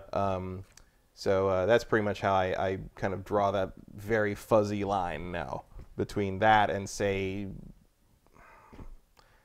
like I would still call Assassin's Creed Odyssey like an action RPG. Yeah. Because you have the dialogue choices. Yeah. But I probably wouldn't call Assassin's Creed Origins an action RPG. Like Watch Dogs Legion is kind of skirting that line, like hardcore. Like that might even be a new form of RPG because you're not playing any one role. You're playing every role. You're playing every role, or you're kind of playing an idea. Yeah. Almost. Like you're playing the idea of resistance. That's true. Infecting everyone. Yeah. And kind of creating this legion. The waters just keep getting muddier with every year. There's some game that comes out, you're like, but wait a minute, where do I put this one? Yeah. Like, it's crazy. It's good to see. That's progression. Yeah. That's what we need to see in our industry. The more you can confuse me with your genre choice, the better, because it means someone might come up with a new one day. Yep. Oh, and by the way, we didn't even give our winner. We both picked the same game, Cyberpunk 2077. Yeah. Like until it comes out, this is pretty much... It's going to win everything. It really is. And it deserves it. I mean, that's just the truth. It deserves to win everything that it does, basically. I've not found a weakness of this game yet. Have you? Well, I mean, it is having some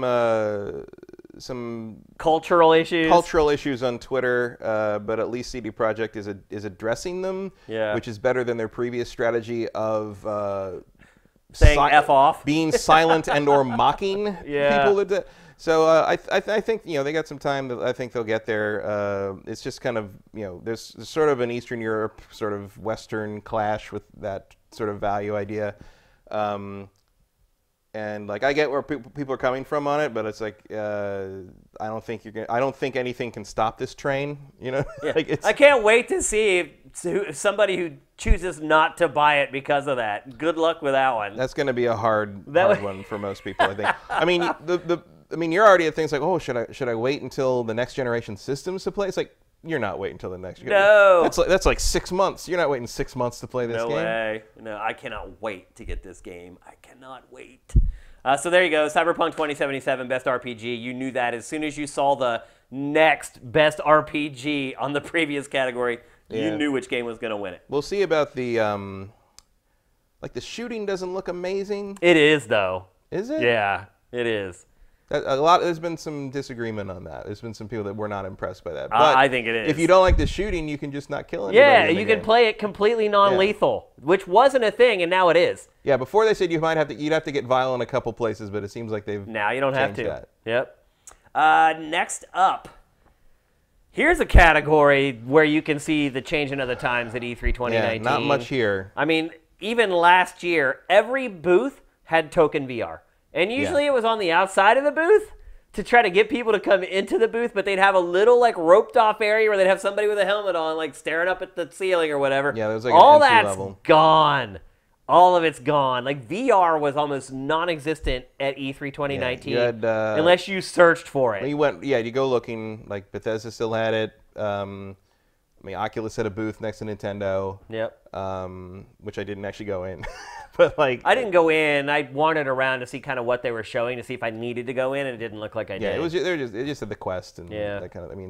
Which is cool. Yeah, cool. that's probably worth going in for. I did enjoy. I saw some. I think it was on Twitter or something. I think it was Twitter, where somebody said they went into Best Buy the day the Oculus Quest came out and said, "Hey," it said to the guy at the door, "Do you have any Quests left?"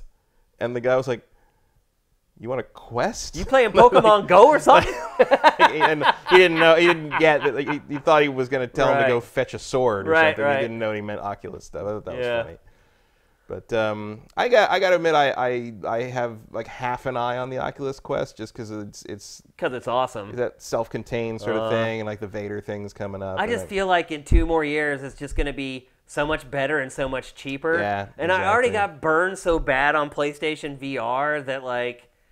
I mean, I basically just flushed $400 down the toilet with PlayStation VR because of my illness. Because of your motion And I sickness, should have known beforehand that if I'm going to play VR, I should have bought the best one instead of the worst one.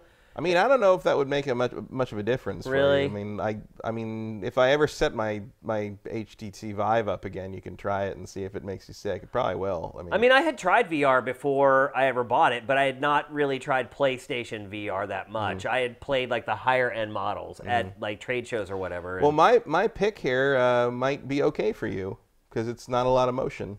Okay. It is Wolfenstein's Cyberpilot. And it is more of a turret shooter where you jump from I can probably one deal thing with to this the one. other. Is it even coming to PSVR though? I don't know, but probably I would think. I think if you're eventually, if you're not putting something on PSVR, I feel like you're leaving money on the table. Definitely, probably leaving the most of your money on the table. And this is not the most exciting game I've ever seen, but it is a type of VR game that I enjoy in general. I certainly enjoyed stuff like Gunjack and sort of just like running rampant around somewhere and blowing stuff up and shooting things. And I mean, most VR shooters are like this. Yeah, most of them do not let you move. And the world of the Wolfenstein world of like kind of the alternate timeline, I think is cool. I think the diesel punk aesthetic is cool. Yeah. So yeah, I think VR was pretty much a dud this year at E3, and this was the only thing that caught my attention. It's honestly mainly because of the IP, because I like the IP, and when it comes out, I will play it, and when it comes out, I will buy it, and that is about as high a recommendation as I can give a VR game right now. Well, Matt, I'm about to show you a game that I think is going to change your mind. Oh, yeah? I have never heard of this. Wait till you see this. My pick for best VR game of E3 2019 is a game called Pistol Whip. It is... So I just said most VR shooters, you don't move. You do move in this one, but it moves for you. So you're constantly being forced through the world. So it has like a big point component to it, but it also has a music and rhythm element to it, like Beat Saber. So the object of the game is to shoot to the beat. And it's also mixed reality. So you're actually in the game in kind of an AR kind of way. And it's crazy, action-packed. I love the art style. It's kind of like Super Hot crossed with Beat Saber. Crossed with Virtua Cop. Yeah. It's like a light gun shooter, freaking awesome. Like, this is probably the coolest VR game I think I've ever seen. Other than... I don't know if it beats Star Trek. I love Star Trek. Oh, yeah. But, that always have a place in my you're heart. right. This catches my attention. I didn't know about this. You know, Super Hot is has blown up in VR. Oh, yeah. And this is kind of like it. Super Hot works really well in VR. It does, yeah. And I kind of knew that when I played it in non-VR. I was like, oh, this is going to be a good VR game. This game looks awesome. I do not think, though, that it's announced for PlayStation VR. I think it's announced for everything but. Because PlayStation VR just doesn't do mixed reality. No, it does. I don't think it's a camera that can do that. That can do it. And so this is going to be available for the higher-end VR HMDs, but the game looks ace, man. Like, Beat Saber is the biggest VR game. Yes. So anytime you can tie kind of that whole idea of you stand still and the world comes at you into it, people are going to get it. Shooting to the beat. You ever played a shooter where you shot to the beat? It sounds familiar, actually, but I can't name it. I can't think of any. Sort of Rez, but you didn't have control over that. It was more like whenever you locked on, whenever you shot it, it automatically made it part of the beat. Yeah, it didn't reward you either for being good at it and timing it. So this is, to me, this is the type of stuff I think VR needs to get a shot in the arm to get people excited about it again. Well, I think definitely Beat Saber proved that that's your in right now. Yeah. Like if you want people that don't have VR to adopt VR, like this kind of thing is what works. And unfortunately, Just Dance should maybe take a look at this. this. You're right. And unfortunately, Beat Saber does, like the PSVR version of it sucks. Like I wanted to get it and play it, and every review for it is it's terrible. So, and this isn't coming to PlayStation VR either. Again, I feel like I just flushed $400 down the toilet, but.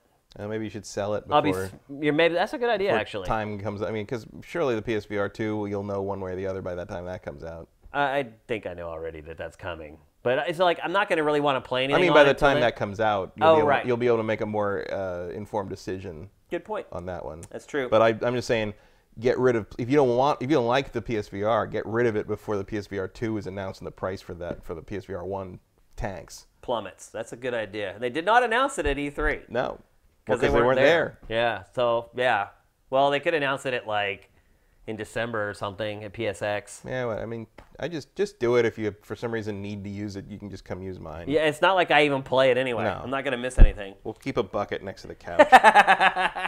All right, next up is Best Action Adventure. As we always say during our Best of E3 or our Game of the Year awards, a dying genre that's usually hard to find winners in. Although this E3, there was a bunch of them. Yeah, there was a number. I mean, Avengers is basically an action adventure. Yeah. Control is basically an action adventure. You're edging up to action adventure with Final Fantasy VII. Yeah, kind of. Like, it's probably closer to that than RPG. You're on the edge, Yeah. I think. Yeah, it's kind of in no man's land. Yeah. The Final Fantasy VII remake. But anyway, we have the same winner for this one, and people are probably not going to be surprised. The winner is Watch Dogs Legion. This is, again, like top 5 Game of the Show candidate. One of the coolest games I've seen in quite a while at E3. I don't know what more we can say about it. I don't know. Just everything that they showed you at the press conference is real. It's legit. It happens. It works. I was skeptical about it, and then I saw a demo of it, and I was like, damn. Like, more. There's more in this than what they showed. I almost feel like they held back a little bit to not overwhelm people with, like, all the stuff in this game. And even the people I know who are involved with this game, they're like, oh yeah, they're all very happy because they feel like it's being portrayed accurately. Yeah. Like there's no like weird oh, we're gonna hide this thing by claiming it's something different, or we're gonna obscure this part of the game because it's not working right. No, it's all out there. What they're saying it does is in fact what it does, and it is in fact what they're trying to make it do. It's I will say this. When I said earlier that there are some games that look better in their marketing materials than they do in person, this is one of them. Oh, when you're actually out on the street?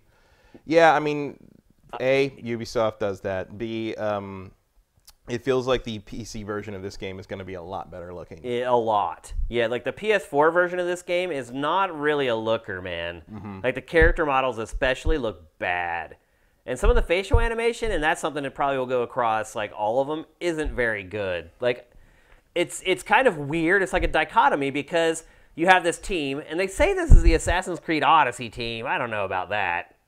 Like, how do you get this whole game done in like I think they worked on it for sure. There were some people on that team that worked on this, but I don't think like it was built from the beginning. As I understand it, the full staff up was when Odyssey was finished. Oh, okay. So like it was kind of a thing where people have been working on this for a long time. And then they came in to help polish it off. Yeah, because I mean, when you're talking about full staff on a Ubisoft game, you're talking about 400 or 500 people. Oh, so, I mean, if you watched that one about For Honor, at the end of that, they had like 1,000 people working on it. If you're including like international testing and localization, I mean, yeah, you're talking about thousands of people getting one of these international releases done. Yep. But in terms of sort of finishing the game, I think you're talking about a 400 or 500 person team. Yeah. Yeah, I mean, Ubisoft doesn't really have studios anymore. Its studios start the game, and then at the end of the game, like, all of them just jump on it. Yeah, it's almost like distributed computing. Yeah, you're right. That's a good way to put it. But don't get me wrong. It doesn't look as good playing it on like PS4 as it did and all that material, but it plays even better than I thought it was going to. Yeah, the playing it is kind of the point There's here. so many little cool things in that game that just happen out of nowhere, or just scanning people and the amount of information. Yeah, the scanning people stuff I'm very happy with. And then you think, you're like, oh, okay, this can't like really like impact how you control this character or how effective, and all of it absolutely does. It's like when they first said you could play any NPC, I was like, yeah, sure. Like you're going to have like 3 archetypes, and it's just going to be copy and paste across all the NPCs. No, like every one of them has like, and they go about and do the stuff they're supposed to be doing. Like if you scan someone and it's like, oh, he's a delivery driver. Like if you follow him long enough, he'll get into a car and he'll start delivering crap. Like it's crazy, dude. Well, stuff like if you, the thing that I'm really excited about is the impact you have on the world and how they react properly to what you've done. So like, if you have an NPC who is married and you kill that NPC's wife, instead of going to work or going on a date with the wife, or like going to the date location without the wife, he will go to the graveyard where she's buried and mourn her. And it's just crazy, man. And like when you do stuff for your own Legion people, and like say one of them gets arrested, you can if you get character out of jail, if you break him out of jail, his family will like you better, will like the Resistance better because the Resistance took care of their own. It's really mind-boggling. It's like the amount of like kind of community and NPC opinion stuff you can have like going on this is amazing, and they haven't even talked about multiplayer stuff yet. I know. There's always some interesting mingle-player, multiplayer stuff in these Watch Dogs games, and I'm very interested to see what that's going to be. And it looks so good already, and it still has another 8-9 months in the cooker. So this game... The only downside for this is it comes out a month before Cyberpunk. That's okay. That's perfect. I mean, the downside for it, not us. No, I mean, it's still okay. Like, you still have a month to play it. I mean, most people... No, I mean sales-wise, I think it might after have that its month, legs cut out from under it because it's similar subject matter. Yeah. They even look similar at times. Yeah, I mean, there's the neon-drenched sort of nighttime stuff. Yeah, I can see a similarity, but I think the art style of Cyberpunk carries it further. For sure. So there you go. That's best action adventure from both of us. Up next, best strategy game. I thought this might be a genre that we were going to have problems pulling enough, like a nominee from, but no. Like, go sift our E3 hub by this genre, and you'll see strategy was big at E3 this year. I had problems. I actually had 3 different games on this before I finally settled on the one that I picked. I didn't have that much of a problem, just because this. Because I had yours at first, the one that you picked at first. And I did a little more digging, and then I had John Wick. And then I did a little more digging. And John Wick I didn't get to see, actually. I heard it was good. It's good, man. Yeah. But my pick is, I think, the same as last year, which is Fire Emblem 3 Houses. I really cannot emphasize how much I'm looking forward to this one. I mean, part because it's so close. But like, I love Fire Emblem. It's one of my favorite Nintendo franchises. What they're doing with this like really makes me interested. I love they revealed that there's because originally I thought it's gonna be like a high school like kind of a Harry Potter Academy sort of thing, but in this they reveal it's like there's a 5-year leap at one point and everybody comes back for a reunion, everybody tries to kill each other. Yeah. And I'm like, oh, that's great. I guess even better. So I'm really looking forward to this. Like it's not like there was any like huge like mind-boggling revelations this E3 about this game. But like there is in the strategy genre, which is not something that really holds my attention a whole lot anymore. There is just nothing else even remotely close to this on my radar. Although, I guess if I had to pick a runner-up, I thought Evil Genius 2 looked pretty neat. There's a lot of good strategy. There was a lot of good strategy games at E3 for sure. Evil Genius 2, another sequel, like 15 years after the original. Like it's cool to see some of these creators going back to these games that had so much potential that you'd think would be long dead now. But they're still willing to go back and do it and try it again. That's why you got to always hold on to your IP, man. Yes. Always hold on to your IP and your goddamn source code. Yeah. I don't know if you saw, there's a Twitter thread about all Square Enix's like porting woes over the years. Because they don't have the source code. Because they don't have the source code, or they don't have any communication lines set up between like the international stuff and the Japanese stuff, or like where like to get the pre-rendered backgrounds out of Final Fantasy VII, the PC team had to pull them out of the old. I mean, it was I can't remember who did it, but if you just like probably search Twitter for like Square Enix porting problems, you'll probably find it's like 30 tweets long of all these weird things they had to do, and then people are like, oh wow, Square Enix is so bad at this, and then the person who posted the thread is like, no, this is pretty much all development. It's just Square Enix's stuff gets known eventually. Yeah. And it's just the amount of weird little tricks and hoops that the people who made like the modern ports of the classic games had to go through. It's amazing. Yeah. So yeah, save your source code, folks. Like everybody archive that stuff properly. And hold on to your IP. And your IP. You never know. You never know when that's going to suddenly be valuable again. Yep. My pick for best strategy game is Age of Wonders Planetfall. I am a sucker for Civ.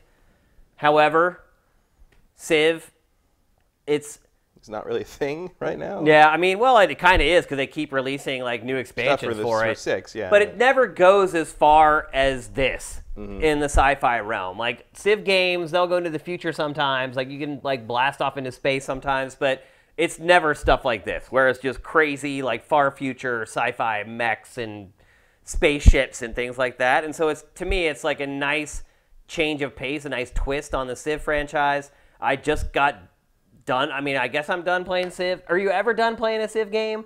Seems like every time I say that, like I end up booting it up again and like playing it for some more. I like 4X strategy games a lot. Like, that's just kind of my wheelhouse for strategy. And this game looks dope. I think it's going to end up scoring real big, and I think it's going to be the next big installment in that genre for folks who like it. You know what I'd love to see a remaster of? Rise of Legends. Yeah? Remember that? Yeah, I do remember it. Yeah. The Rise of Empire. Was it Rise of Nations? Rise of Nations. The Rise of Nations guys did. It was basically like a weird steampunk magical myth thing, and like I don't think anybody really played it, but I loved it. This game has a lot of weird... I was reminded of it by this Yeah, thing. yeah. I was going to say, this game has a similar... When the gaggle of, like, killer attack penguins right, went running, yeah. I was like, it's kind of like Rise of Legends. I like that, though. I like how it's, like, kind of off-kilter a little bit. We kind of get that play-it-straight aesthetic from the Civ franchise. It's good to see. And look, the developer that's making this, their games are always crazy polished and crazy good. So, you know, sometimes you see games that do something goofy, and then you play them, you're like, oh, well, the rest of the game sucks. That's not going to be the case with this one. So... as a 4X strategy head, it wins for my best strategy game of E3 2019. Now, a genre that we kind of cracked open a little bit this year. It included both 2D and 3D in the same category, and that is best platformer. Matt, what did you pick? And that's purely because there's like no 3D platformers left. Yeah, there's not a lot, but there is one, and it's Psychonauts 2. Yep, that's right. I'm just gonna keep saying Psychonauts 2 all day. And that's It's probably your most awarded game of the whole awards. Yeah, It'll be interesting to count it up and see if Cyberpunk or that wins more. Yeah, I don't know. Like Psychonauts 2 is kind of my shit. It's your jam. Like, yeah, always has been. That game, I fell in love with that game, that first game when I played it, just in a way I wasn't ready for. Yep. So, yeah. Don't really need to say anything else about it. Don't have much else to say about Psychonauts is great. There it is, G4, number 6 best Xbox Number game. 6? What the hell was ahead of it? Well, you probably helped pick it. Yeah, but that sounds like an argument I lost somewhere along the way. Okay, my pick for best platform, and this might surprise some people, is Super Mario Maker 2. It was the best platformer I played at E3. You didn't even want to play that before. I know. But again, I think the pickings were pretty slim. I mean, yeah, but still. And in a lot of the indie stuff, it's like there aren't that many just straight platformers on indie anymore. They're always like action adventures or Metroidvanias or whatever. And I don't really like most of the indie platformers that are just like, hey, we're going to make this as hard as possible to see how long you'll last before you get pissed off and throw your controller. The stuff that I played of Super Mario Maker 2 at E3, like the stuff that had been built by the Nintendo folks, was pretty freaking mind-boggling. I think that they did some demos of it on the Treehouse stage of the same stuff that I played. I'm not 100% sure. But I had a lot of fun with it. I didn't spend any time actually building stuff. Like, you just kind of shuffle you in and like, hey, pick a level and play. But what I played was really fun, man. Like, I had a good time with it. Way more fun than I really thought that I would. This game is going to do really, really well, I think, both with critics and commercially at retail. Yeah, I don't think there's any doubt on that. You figure the first one sold like 2 million on Wii U. This is going to sell probably like 8 or 9 at least on Switch. So yeah, I wouldn't say I've completely changed my mind on it. It's not like I hate it or anything, but to me, it was the best platformer there. And I am usually partial to 3D platformers as well. I should provide one caveat, though. I did not get to check out the new ukulele. Did you? No, I walked past it, but I never... Was it on the floor, like playable? There was a booth with it on. I think it was like a closed door thing you had to get into. But I never saw it. I did walk by a booth that had the logo for it on it. I just was on my way somewhere else and couldn't stop for it. Yeah, so I didn't get to check it out, so I couldn't give it the win. But this is probably the best platformer at E3. Yeah, I mean, 2D when it stuff, comes down to it. I mean, how are you going to top Mario? Yeah, and endless Mario, basically. Yeah, Mario that doesn't stop. Yep. All right, we're coming to the end of our genre awards. We have 2 more genres left, and then we get into kind of the more fun stuff. I mean, it's all fun, but then we get into more, I don't know what the word is to use to describe our last like 4 or 5. Kind of more broad. Yeah. But next up is best driving game and... only driving game. Like, this is the one category that when I was poking around looking at like if there were anyone else had put their E3 picks up, and I don't think anybody had except IGN, but like IGN had theirs up and is the only category with no runners up. Yeah. There are a couple other driving games, but they're indie. But yeah, it's like... There's only one clear choice, Yeah. and that is Forza Horizon 4 Lego Speed Speed Champions. Everything is awesome. Well, I mean, the good news is, and like sometimes we would eliminate this category altogether. Like, we don't have fighting this year because there was like one candidate that wasn't even good. There were 3 things. There were 3 fighting games I noticed. There was Mortal Kombat with the new character. Yeah. There was See, I try not to reward stuff like that. There was Grand Blue Fantasy Versus, which is actually good. It's Arc System works making a fighting game out of a mobile RPG, but it looks amazing. It plays well. It looks amazing. It was Xseed had it there, but it's sort of like the default winner and then SNK like put out some announcement stuff for Samurai Showdown, but I don't think it was there. It wasn't at the show. Yep. Yeah. I did run into a guy who's working on it, but I didn't see the game. Yeah. So anyway, fighting was eliminated this year, but this one was not. And because this is awesome, like this probably would have won even if there were other good. The best fighting games at E3 were on all those retro arcade things. No, yeah, you're right. Because it was all the Marvel stuff and Street Fighter and all that. Yeah.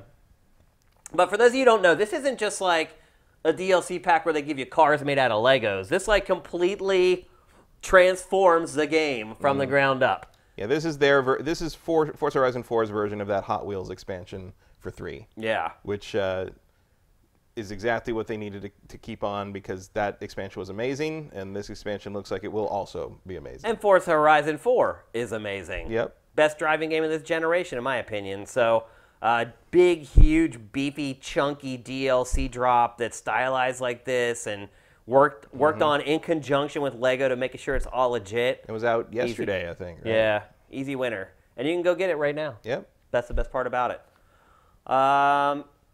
And here we go. Our last genre award for Best of E3 2019, and it is Best Adventure Game. Matt, what's your pick? My pick is the game you wouldn't stop making fun of, 12 Minutes. This top-down sort of story-driven adventure game that puts you in like a time causality loop where your wife is accused of something, and like you can end up like fleeing from the cops or fighting people in your house, or like killed, or she gets killed, or they get. I mean, like basically you're playing through the same 12 minutes loop over and over to see if you can like figure it out. And it looks like your character, judging by this first opening conversation, is aware of it as you move forward. Yeah, that he's in like the paradox or whatever. Yeah. Which is like a pretty becoming a more and more common trope. I mean, it was just in the Outer Wilds, not to be confused with the Outer Worlds. Well, I mean, it's Groundhog Day. Yeah, but I mean, Groundhog Day didn't invent that. Right. What did invent it? I don't know for sure, but I'm gonna guess Ray Bradbury had something to do with it. Probably. That's a pretty good guess. But I like the time loop idea if you have if you have something like to say with it, and I love the perspective here. I love like the top-down thing where like you're kind of this like God's eye view of this thing, and sort of how it keeps you sort of weirdly detached from the loop idea, and sort of there's an element of maybe you are God as the player. There's an element of moving pieces around that is both an interesting gameplay idea and also sort of like thematically disturbing. Yeah. And I just thought this was this is one that I really would like to be. I'm looking forward to being able to sit down and play on my own time without the pressures of a show floor and a big event with 5,000 other games around it. Like I can see myself digging into this pretty hard. My question would be, how long is it? I don't know, but like that ties in with how much does it cost, and I'm hoping it's you're right. $15 or $10 would be kind of appropriate. Definitely a cool concept. I like it a lot. And my pick for Best Adventure Game of E3 2019 is Way to the Woods. You just can't get over this deer thing. I love it. Who'd have thought like deer pushing shit was like Shane's weakness? I think it's a cool idea. Like I like anything where it's like the parent animal trying to help or rescue or nurture or raise the offspring, the sibling. But this game also has like a psychedelic sort of spiritual. There's a magical realist element to it. Yeah, absolutely. That is appealing. Yeah. And what was that game for PlayStation 3 that had all the animals running through downtown? What was it called? Tokyo Jungle. Tokyo Jungle. Yeah, Tokyo Jungle. It gives me a little bit of a vibe of that, except it's like it's very polished. Well, yeah, Tokyo Jungle was much more violent and like it wasn't It was like you couldn't get too attached to your creatures. Right. This is clearly a, your Bambi and his dad, as opposed to basically, and man is in the forest, so let's dig out. Yeah. But you can see the puzzles, like looks like you have to work together with both the parent and the doe, or the... Buck, he's a buck. Yeah, I guess he is a buck. He got antlers as a buck. Yeah. I was thinking of fawn, though, is what I was thinking of. Oh, fawn, yeah. You got to work together as a team. I know ultimately one of the two is going to die, and they're going to build this crazy, awesome relationship together, and it's going to get you all weepy when one of them passes away. I can see it coming already, and I'm totally ready for it. I'm guessing the buck dies, and then you have to take over as the fawn and grow up into the buck that then has the fawn, and it's just a game that goes on into infinity. I don't know if it's that. I'm sure the fawn will learn all the moves of his dad by the end of the game. For a big part of indie for me is unique ideas, because I don't really like indie games that are trying to make big budget games on a small budget, because then they end up feeling like budget games. I like indie games that take the fact that they have a small team and then they maximize the fact that they're a small team to do something different and unique. And to me, this is sort of the perfect example of that. It's like, you know what? Like, we're going to make this crazy game about sort of parents and their offspring,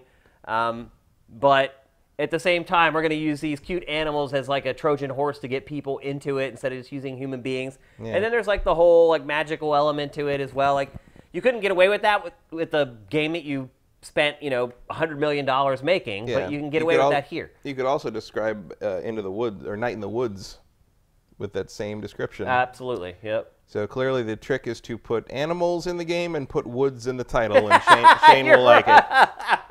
That's true. That's funny.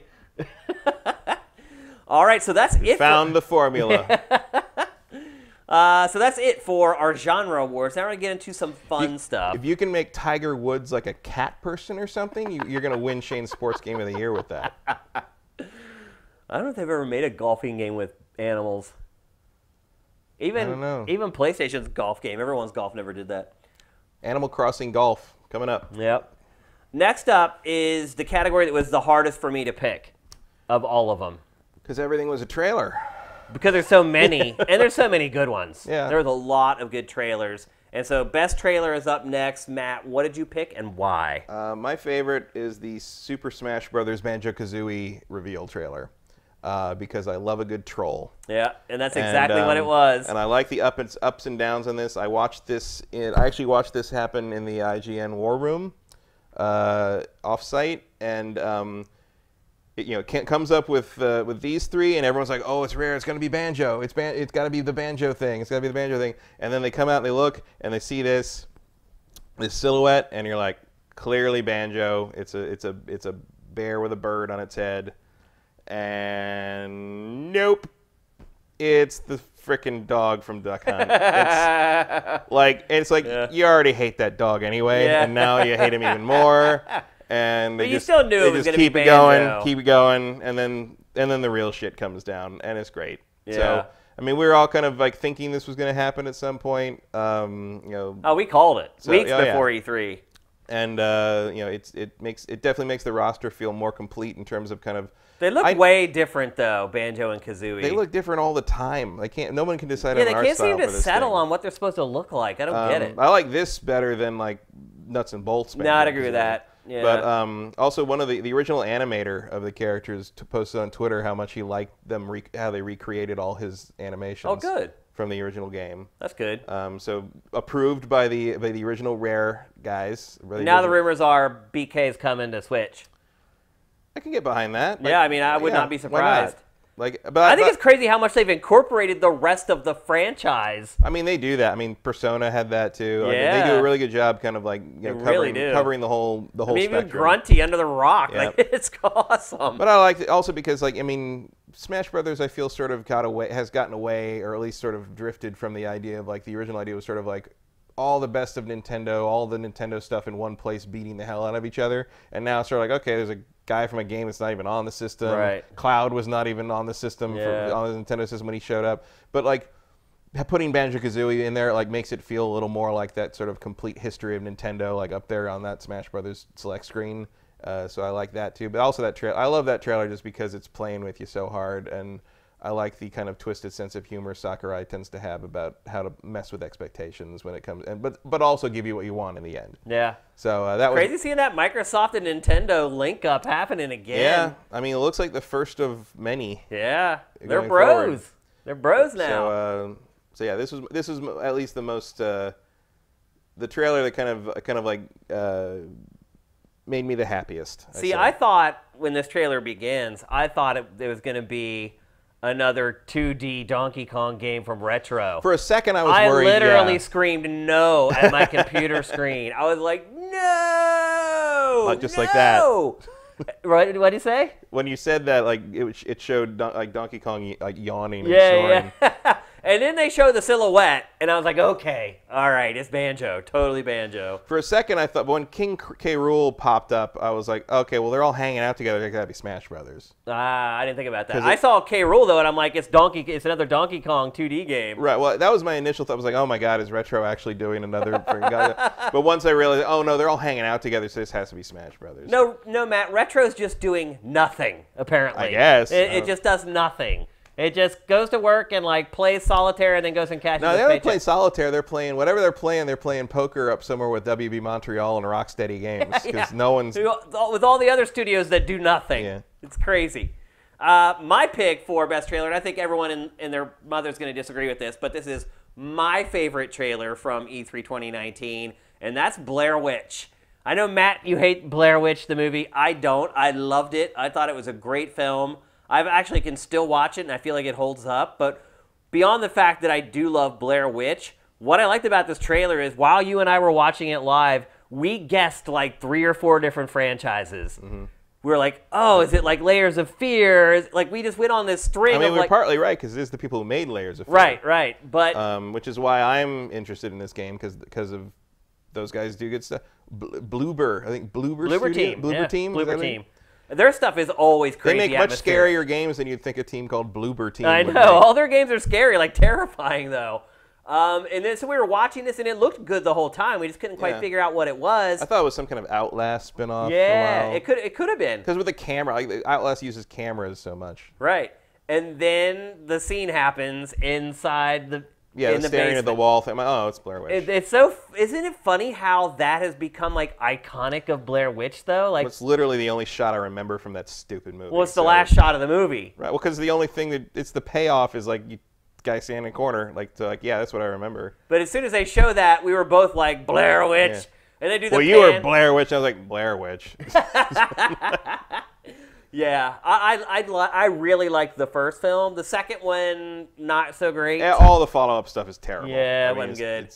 But the first one, I loved it. I mean, it was really groundbreaking at the time. The way I saw Blair Witch, the first one it was like a preview night screening at midnight in Palo Alto at the Palo Alto Cinema there. And oh my God, the people in that theater were crazy. Like, I mean, it was one of the most rollicking like horror movie audiences I've ever seen. Like, people were so into it. Well, you remember there was like, it depends on when you went to see it. If you went to see it really early, some people still thought it was real. Right. And then as it was in theaters for a while, it kind of spilled out that no, this was all acted and it's all fake. Well, yeah, but also because like you can't release a movie where people die in right. it. Like that's a snuff film, and we don't release criminal evidence in the theaters. Yeah. But there was a wave for a while where people were like that confused. was part of the ad campaign was they were trying to make you think, like, wonder, like similar to the Matrix that same year. Like the whole idea of like what is the Matrix and kind of thing. Yeah, that was the thing at the time. That was kind of ARGs in their infancy almost. But no, I saw it was the week before it went wide. So it was everyone in theater it was still early. It was still like maybe it is. The backlash hadn't started yet. Right. You know, it wasn't popular enough for people to hate it because it was popular. Right. I just didn't like it because I didn't like it. Yeah. But like that audience was so into it. Like, oh yeah, it was like a roller coaster ride. It was a good experience. I mean, I wouldn't have traded seeing it that way because even though I didn't like the movie very much, I did enjoy the experience of being in the audience with everybody freaking out all the time. Yeah. But Bloober Team needs something like this. Like, attaching a license onto the stuff that it's already been doing, I think is a really good idea. Because I feel like they've been flying under the radar. Like Observer, that's a great game. It is. But people don't really give it a chance, and now that it has like a license that most people probably know, Has a although license millennials probably don't know what it is. It has a license, and it was prominent in Microsoft's conference, Yeah. so I think that'll help. Absolutely. So anyway, I know you guys are probably sitting there saying, oh my God, Shane's crazy. Here's trailer XYZ that's way better than that one. It's my pick. Up next, biggest surprise. And we do have two different picks for this. Matt, what's your pick for the biggest surprise of E3 2019? I mean, there were actually a fair number of surprises this year. Yeah, for sure. The biggest one is Keanu Reeves as Johnny Silverhand. Yeah. I mean, that's just the big news coming from the show in general. But like that, like Michelle, my wife asked me about that. She's Right. like, "Wait, so Keanu Reeves is in one of these games?" And I'm like, "Yeah, one of like the best game."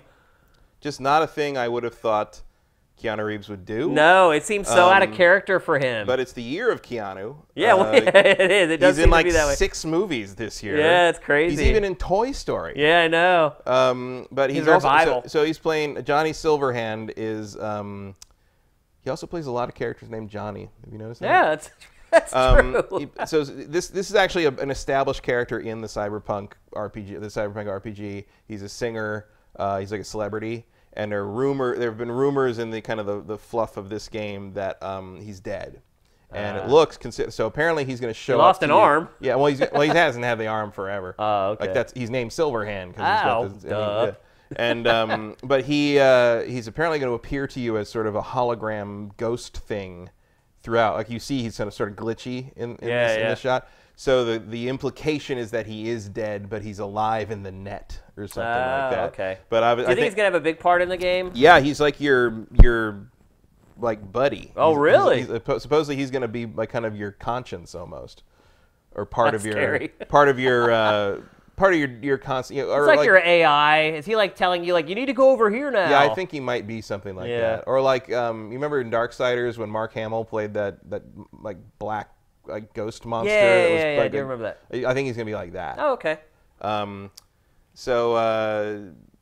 Yeah, and it also makes you wonder like who else is gonna be in this movie? Who's else gonna be in this game? Yeah, there could like, be a ton more cameos. Look, I'll tell you this much: if I'm a celebrity that normally wouldn't do a game, and I see that Keanu did this, I'd be I'm like, hey, maybe can I should get return in? that phone call. Yeah. Maybe it's time to call Dave Bautista, or they haven't already, Jake Gyllenhaal, or like you know. Well, plus it's like he was like treated like a god at E3. Like it's crazy how Everybody like loves Keanu. I mean, I love him too, but it's like it's just I was shocked at like how big the story became. Everybody loves Keanu. Gigantic. I mean, that was one of the stories that made it to all the major fun stuff. He's in good movies, and he's a good person, and there's no like weird, creepy scandal stuff that pops up. Yeah, he says he like him. won't touch women. Yeah, like It's probably a smart move right now. he loves dogs. Yeah. He's like, what can you say? What's there to not like? Yeah, I like him. But you got Bill and Ted coming out next year. Like, I was still surprised that it went so big, but that's what happens when you bring him out on Microsoft stage and there's like 5 million people watching. So yeah, of all the surprises, I'm like, wow. If you told me that, if you leaked that ahead of time, I would not have believed it. Yeah, I would have been like, you're just screwing with that. Like that's stupid.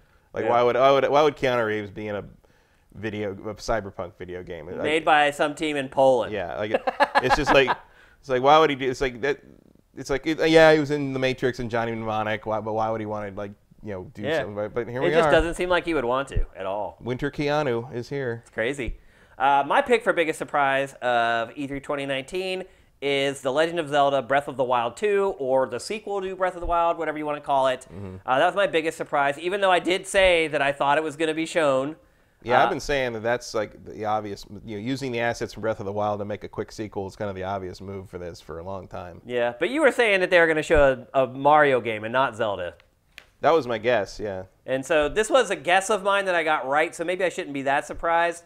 The other possibility for me was showing Scarlet, but I had also predicted that was going to happen against what everyone else said, and that came true as well. But this was, of those two, this was the one I thought was less likely to happen. Like, I kind of agreed with you. It made sense that they would show a 3D Mario first. I guess it was Mario just because I think Mario was probably easier to do. Yeah. But who knows how far out this is, but... And then, also it's a pleasant surprise because, one, the trailer's freaking awesome. The tone of it is freaking great. I love that it's basically showing you in a dungeon. Yeah, dungeon is encouraging. Like, do you think that that's some kind of a subliminal message from Nintendo that, hey, we're going to give you what you wanted? I don't think that's subliminal at all. I think it's like overt, straight up saying like, hey, you're going to go in stuff in this one. I also love there was a viral tweet that went around about, it was like just a little script format. It was Zelda saying, "Oh, Link, you're back early," and it's like Link's basement's haunted. And she's like, "What?" And Link getting on opponent, loading a .45 pistol, basement's haunted. Like,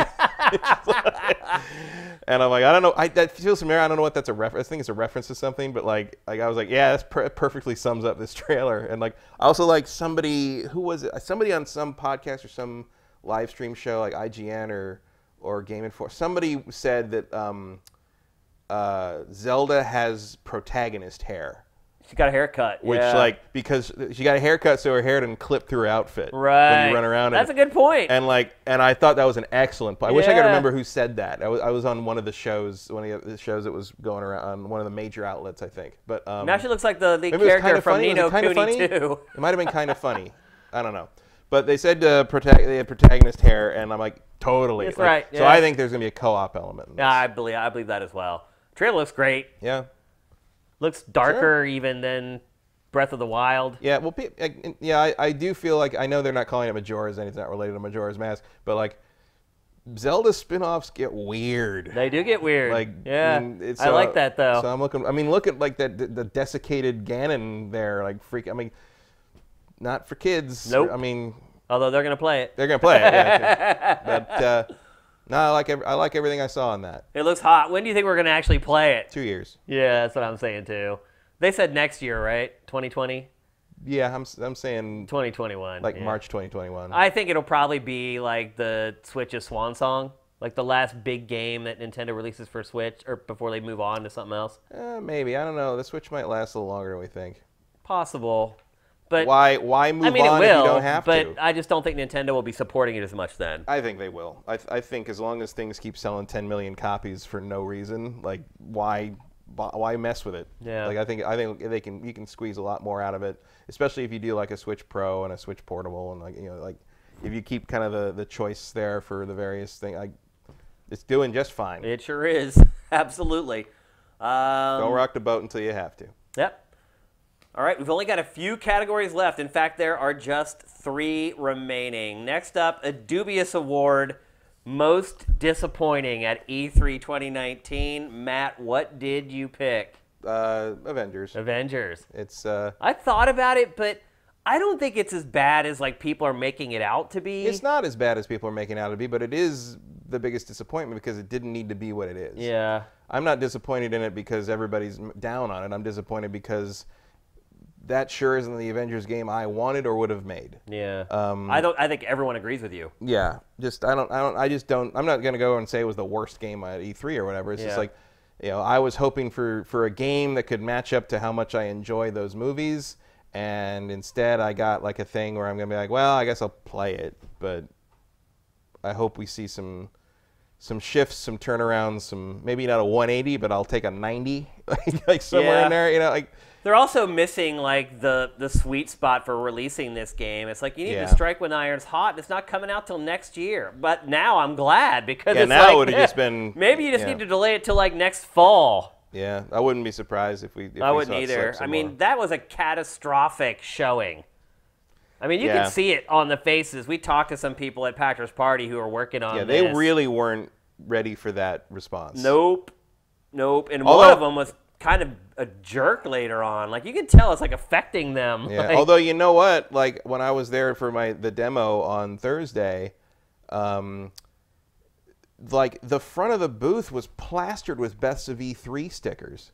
Like tons of them. You gotta realize though, there's like 9,000 publications at E3. But I mean, like real publications. Oh, like, really? IGN had one there. Really? Like there were real names like that's Best of E3 stickers up there. Yeah, I mean, some of these publications will basically give an award to anything to get their logo on a box, to get their little ribbon on the side of whatever. Like, I mean, if you cite the Avengers as your most disappointing game, technically it's still part of your Best of E3 coverage. Right, that's true.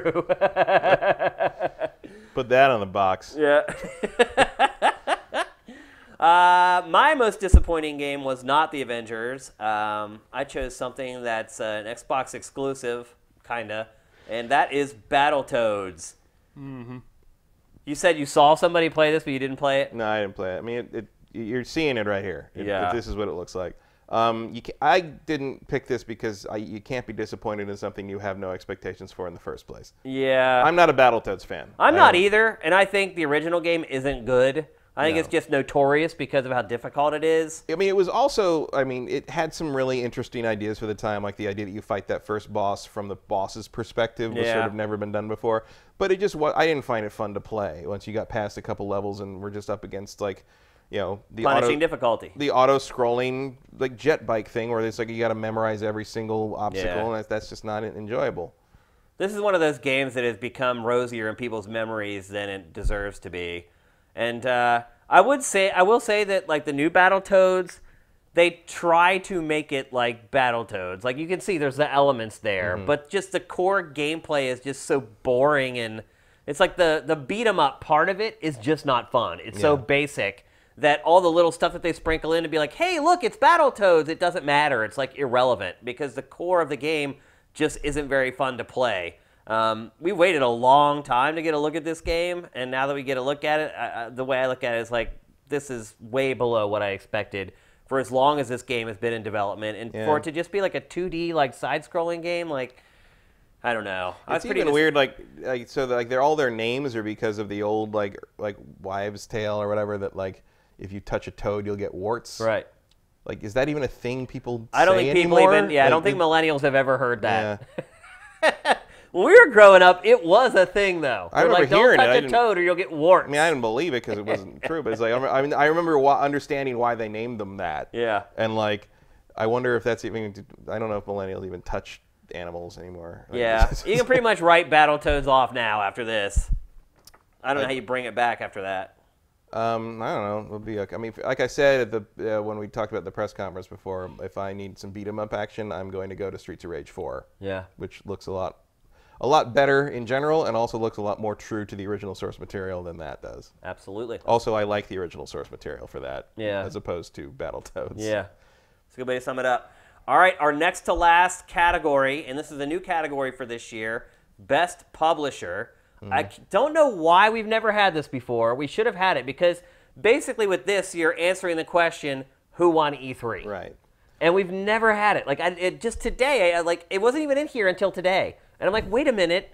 Like, we could answer who won E3 with a category in our awards. Like, it's so obvious. So, Best Publisher, we both chose the same one. Yeah, I mean, I don't want to break one of the seals of the apocalypse on this, but, like, I think Nintendo ran away with this one. Oh, yeah. Nintendo destroyed E3 2019. Like, it wasn't even close. No, Like, Microsoft had a chance to. Yeah. But then you go to their area and you're like, wait a minute. Like, where are all these games? Like, yeah, but Nintendo also, like, not only was everything solid, but everything was so immediate. It's like, you're looking and say, oh, when does that come out? Oh, like in 4 weeks. Yeah, like, yeah. When does that come out? Oh, 3 weeks after that. Yeah. There's something of note on Nintendo's release schedule every month to the end of the year. Oh, yeah. And it's exactly how it should be. Is just like putting it, like, it's selling it short, basically. Like, there's a big game every month coming from Nintendo. Like, even if you're not into it, you have to acknowledge. And that's with Animal Crossing getting pushed out. Still, yeah. It still has that kind of a lineup, and you could just see it there. Like, even the third-party stuff that was at Nintendo's booth, it all looked good. It all played well.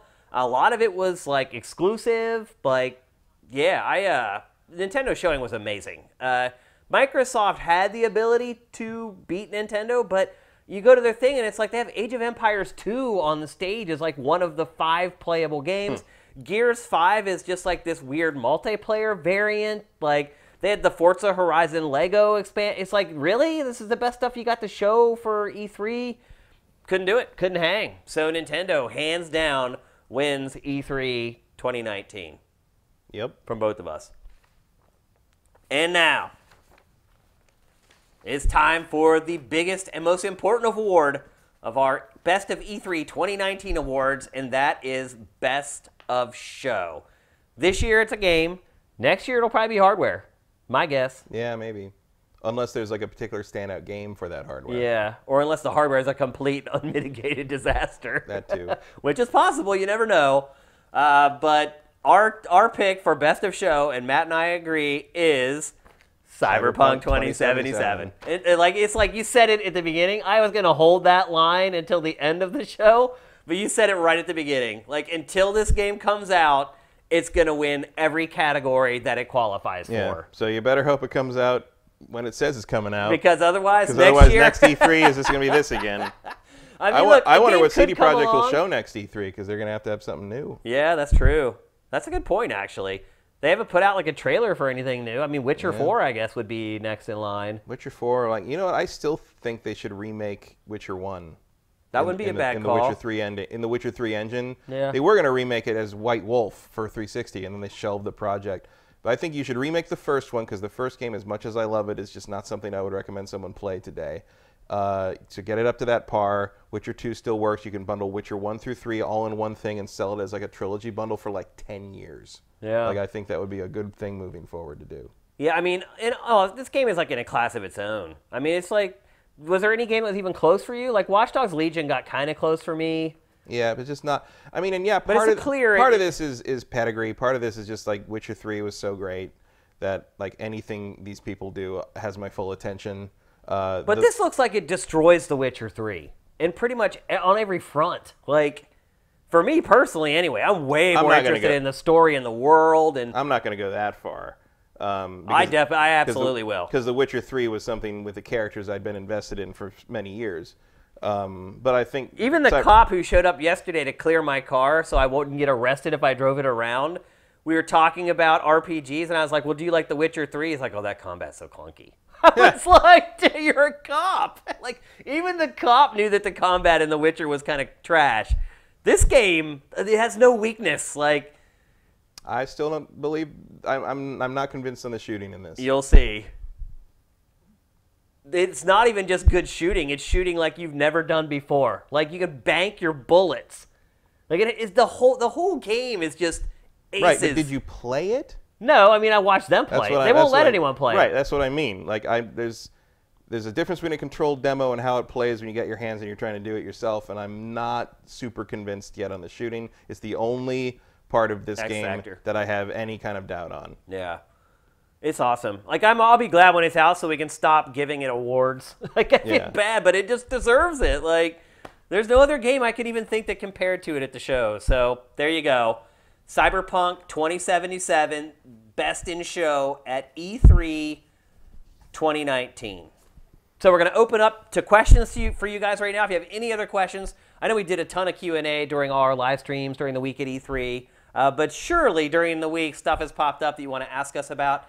A couple reminders. First of all, our flash sale, our E3 flash sale on our t-shirts ends tomorrow. So Sunday night, end of like midnight our time here Pacific, so like 3 a.m. Eastern. The sale is going to end. 40% off all our new shirts right now. They're down to $15. And again, that's over in a little over 24 hours. So if you want a shirt, you might want to head on over there and get it now. The sale has gone very well. So thank you all very much. You guys bought a lot of shirts, which is great. Wish you had bought them at full price, but I'm not going to begrudge someone for looking for a deal. So I'm just glad that we got a lot of the stock out of my bedroom where I work. All that stuff will get shipped out this week. Another note, I am taking Monday off. I have officially worked the last 23 days straight, and I'm taking the day off on Monday. Another thing, tomorrow I am on a live show with a bunch of our old friends from Tech TV. They have a brand new network called twit.tv. Oh, it's been around a long time. It has been, yeah. And I guess to me it's new. It's basically a continuation of Tech TV. Yeah. And I am on a show tomorrow at like 2 p.m. Pacific, and I'll send all that stuff out through my socials so you can come and watch. It would be great if you guys could come and watch the show, because there's a chance if it gets a nice bump in viewership that they may make it like a segment where I go on more frequently, and that's great promotion for SIFTD. So if you guys are having a lazy Sunday and you don't have anything to do tomorrow and you want to hear me talk a little bit more about E3, just keep an eye on my Twitter feed, and I'll send out the links for that, and hopefully you guys will come and join. And even maybe jump in the comments and be like, this Shane guy knows his stuff. You should have him on every week. Good luck with that. Yeah, I know. Hey, after what happened with my car, I think anything's possible. Seriously. Like, it has opened up the whole world of possibilities to me. I mean, what people did on Twitter for it, the fact that I found it, like, those are two things I never thought would ever happen that did in one day. So... 3 things. Well, my car getting stolen from E3. Yeah. All right, that's the third one, yeah. I'll always have yet another E3 story to tell. Yeah. Another one to just add on to the pile. So, all right, let's get to some questions so we can wrap up E3 2019 together. And there is a ton. Oh, Snub Barracuda. By the way, Shane, so glad you got your car, dude. Thank you, man. I can't even... I'll never be able to explain the feeling of when I saw my car. And I saw a Z, like, parked on the street, and I was like, that's just a Z, it's not mine. And then the headlights hit the license plate and just, like, this jolt of adrenaline. It was crazy. Like, I was literally high for, like, 2 hours off of adrenaline. Like, I went home. I didn't eat all day yesterday. I could not eat. I was just sick, and I just couldn't do it. And, like, I was shaking, and, like, I've never felt like that from just natural body chemicals in my life. It was crazy, and it lasted for like hours. W. Matthew, which platform are you planning to play Cyberpunk on? Feels like the console versions of that game is going to run like crap. Why would you say that? I don't know. Because it's a game from CD Projekt Red, and The Witcher took quite a while before they got it running good? No, I mean, it ran pretty okay on... Well, no, because it ran pretty okay on Xbox One X when that came out, but, like, I don't know. I'm probably play Cyberpunk on X One X because I don't think my existing PC is really up to that game, and then I will replay it on the new system whenever one of the new systems comes out. I pretty much play everything on PS4, so I probably will play it. If I had an X, I would obviously play it on X, but... I'm not going to wait for the new systems to play it. Me either. Crazy. Heck no, man. Hell no. I cannot wait to play that game. J. Reed Vic 7, with graphics and services having gotten to such a great place, slow transition to 4K TVs and 4K content, cross-gen releases, and the rumored high price tags for the next Xbox and PlayStation. Is next-gen console gaming going... This is a really long question. Is next-gen console gaming going to be the most hobbyist it's ever been? Not just in year one, but in general. Do non-hardcore players need the power of PlayStation 5 and Scarlet largely to continue playing games they're already playing and on mostly 1080p televisions? I mean, you would think that would be a thing, but people buy way more expensive phones with only moderate upgrades, so I think that's what they're betting on. It all comes down to price. It all comes down to marketing. It all comes down to convincing you that this is the thing you need. Yeah, but if that thing that you need is $600, that's a tough sell. The phones cost more. Yeah. Like if you people have accepted though that phones cost that much. Yeah, well, now it's the time to convince people that consoles that's cost how much console upgrades cost. It is. I mean, it's not like a simple task, but that is what they're going to try to do. Pac believes that whatever the price ends up being, they're both going to be priced exactly the same. That seems likely. So you're going to have to make a choice, basically. Which software do you want to play?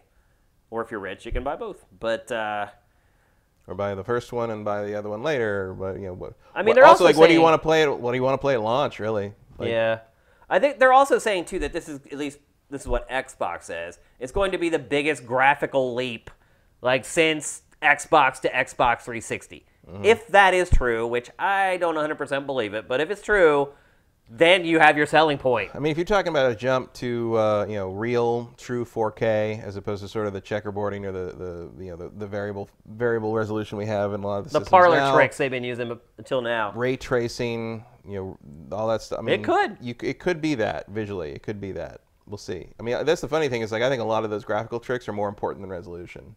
Certainly, HDR has had more impact on the visuals for me. Oh, absolutely. And ray tracing can have an even bigger effect. Yeah, for sure. So, yeah, it could be. They might not be exaggerating that, depending on what they have to take. I hope it's true. I hope to God it's true. But to answer your question, no, I don't think any of that's going to happen. Like, I don't think gaming like on PS5 and Xbox 2 is going to be this hardcore only thing. No. Like, never underestimate the draw of the thing that is the thing you own and like that has one higher number on it. Yeah. That's all it takes sometimes. Justin Horman, What at the Xbox briefing do you think made the biggest impression that you're like 100% sure would have been on PlayStation stage if they were there? Dragon Ball. Yeah. Oh yeah, that's blatant. Yeah. Almost anything Bandai Namco. How crazy is it though that like Dragon Ball was on stage, but like Call of Duty wasn't? Yeah, that's weird. Bizarre, man. That's nuts. I don't know. Like, I don't even have a theory on what Activision does anymore. Yeah. I mean, honestly, any Japanese game. Yeah.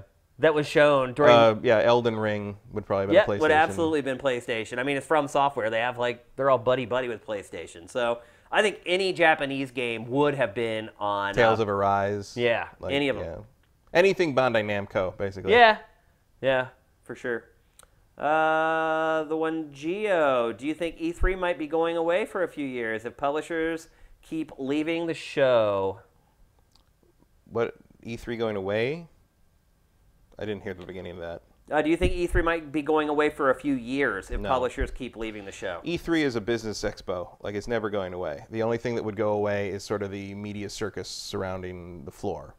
And right now, I don't see why that would go away because people will still pay to get in and the ESA still wants their money. So I said this, I think it was during my Ask Shane Anything. It would take like a 20, 30,000 attendance drop next year to make that happen. Yeah, I mean, the ESA gets like 80% of its annual revenue from E3.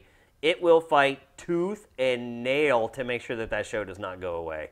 Could it step back a little bit? Possible. I mean, I'll say this. PAC is pretty tied in with the ESA and the publishers. And almost everything he's ever told me about the ESA has ultimately come true. And he's told me a lot of stuff that he hasn't shared with you guys, he hasn't shared with other people publicly. And it's all pretty much ended up coming true. So if PAC tells me that the new head of the ESA he likes and the publishers like him, then I believe it. I believe that the publishers like the new head of the ESA. When he tells me that because of that, they want to find a way to mend the fence and get E3 to a place where they want to be there, I believe that as well. So I think there will be due diligence. I think people will be dedicated to make it happen, and I hope that it does. But yeah, it's definitely not going away. Even if the ESA eventually just makes it like E4All was, and it's just this show where anybody can go, they'll do it because they have to do it. Because if they don't, they're no longer an organization. They have no money. Right. So yeah, and I think in some level, eventually the industry is going to step up a little bit. Like if it really starts to pinch the ESA's pocket, these publishers know they need the ESA. The ESA has to be there to lobby for the industry and government. Well, there's two ways you can go with it. Either they need the ESA or the publishers decide they need a new organization that is not the ESA that will be better than the ESA. Right, which is why, though, the president left and they brought in a new one. And from what PAC was saying, it sounds like the guy who got the job was one that the publishers knew already and wasn't pushing for him, but were happy when they found out that he was the one that got the job. So, yeah, I mean, maybe way on down the road, but not in the near future. Justin Horman, Twit with Leo Laporte. Yes, absolutely. That's the show I'm going on tomorrow. I can never read the light green on white. It looks like it says something Martinez. Should I pick up a Switch now or wait for the Switch? That's Eric Cartmanez. Oh, okay. Yeah, I can't read the green on. Oh, you have black background there. That helps. I don't understand this question. Should I pick up a Switch now or wait for the Switch Pro? Oh, it looks like it says iPro. I think it does. I assume that's a typo. Oh, okay. I thought he was talking about some kind of Apple thing that Nintendo was doing. No. I mean, you don't know that Switch Pro's coming. Nobody knows that. There's rumors swirling again, but they were swirling before E3, and it never happened. So, I mean, if you really want to play the Switch games, sure, like you should get it now. But if you want to wait for like Luigi's Mansion 3 or the Switch Pokemon Pro thing, Sword and Shield. I mean, I think those leaks were legit, but it sounds like whatever that Switch Pro idea was, it's A, not a huge upgrade, and B, looks like it slipped to next year. So unless you want, I mean, if you're interested in playing stuff right now that's already out or coming out soon, why not? Yeah. I mean, the longest I would probably wait is until, like, I don't know, Pokemon Sword and Shield came out. That would be, like, the breaking point for me, probably, if I was, like, waiting to buy a Switch. Once you get to that point and they haven't announced like the Pro, or the Pro isn't at, and that's the other thing. Nintendo announces something and it's out like a week later or 2 weeks later. So don't take this as a sign that they haven't announced anything, that means it's not coming until like next year. They could announce it in a direct next week, and it could be available that day. But yeah, they do a pretty fast turnaround on like hardware revision, stuff like that. So if you get to a point where you're like at the deal breaker point, where you're like, I need to play Pokemon Sword and Shield, and I don't have a Switch, buy the Switch. That's what I would suggest.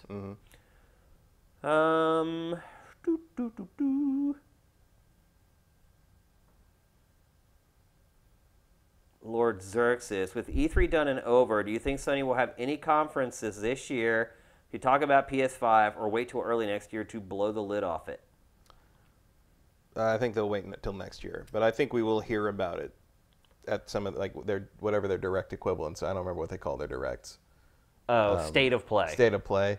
I think they will probably mention stuff, but I think their State of Plays moving forward will be probably related more to Death Stranding and Last of Us 2. Yeah. If they're gonna like really show the system, I would expect they're gonna wait until next year. I mean, Microsoft basically announced the same exact specs. The only thing that it added that Sony had not announced for PlayStation 5 was optical disc drive. Well, I don't agree with that. We don't know any specs on Xbox. What do you mean? We don't know specs. We don't know how much RAM. We don't know the speed of the CPU. We don't know the speed of the GPU. We don't know any of that stuff. So we don't know specs. We know. Well, they said it's what, 5 times more powerful, and if you just do the math, it works out to basically the same power. But you can do that math 5 different ways. Like it does. It depends what it's doing. Depends well, I'm sure what it's processing. I mean, what? Like yeah, but we know. When they say that in public, they're talking about teraflops. We all know that. We know detailed. It's just like the Stadia. When it says it's X num, they just multiply the teraflops. Whether that's the right way to do it or not, that's up for debate, but that's what they're talking about. It still doesn't give us anything compared to what Cerny talked about, which was in detail. They gave us more information, but he's basically telling you how many teraflops the system's going to be, and it's basically almost exactly what but there's more to whether they're going to be equal to that or not. We don't know anything about what. You're getting too caught up in semantics. It's not a semantic when it comes to how something's going to perform one way or the other, because if you looked at kind of the vague specs in that regard about the previous 2 systems, you'd also think they were mostly equivalent, but the Xbox One definitely was not. No, the processor on Xbox One was way weaker. The problem with the Xbox One was the RAM was too slow. No, but the processor was also way slower than PlayStation 4. Yeah, but like everything. But you wouldn't have thought that the performance differential was that noticeable until we really saw it working together. So you can't. I'm waiting until we see some actual numbers on what this Scarlet thing is pushing before we start talking about them being equal. I think the only thing we can definitely say they're equal in is price. Yeah, and that's by necessity, not by. But the good news is that Microsoft announced that it was going to have an optical drive in Scarlet, and that is a big deal because now you can guarantee there's going to be an optical drive in the PlayStation 5. I think there was always going to. You can't ditch physical media yet. There's just no way. I don't think it was that clear cut, but now we know that now both of them will have optical drives. We also now know that Best Buy will survive another 5 years. Well, probably too much of the sales of games come from Walmart for there to be no optical drive in the next systems. I think that Microsoft might eventually move to a SKU that has no optical drive, like they're about to with the Xbox One. One thing you might want to do is go buy, I hate to say it, but go buy Best Buy stock. You think? Yeah. Because I think people were bailing on that stock, not all 100%, but in part thinking that, hey, this is a dying business. They may not even have like disk drives, like.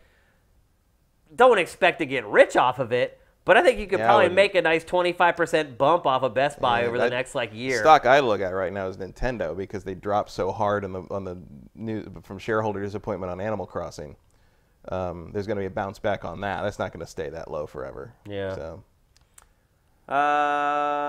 Next. But investors do not have the same interests we do. It's true. I would. It's dirt cheap. I would buy a couple shares. I'm just saying. Here's one from Joaquin Dragoon. How do you feel about Square Enix not knowing how many games Final Fantasy VII will be? It's like, what? I mean, it's hilarious.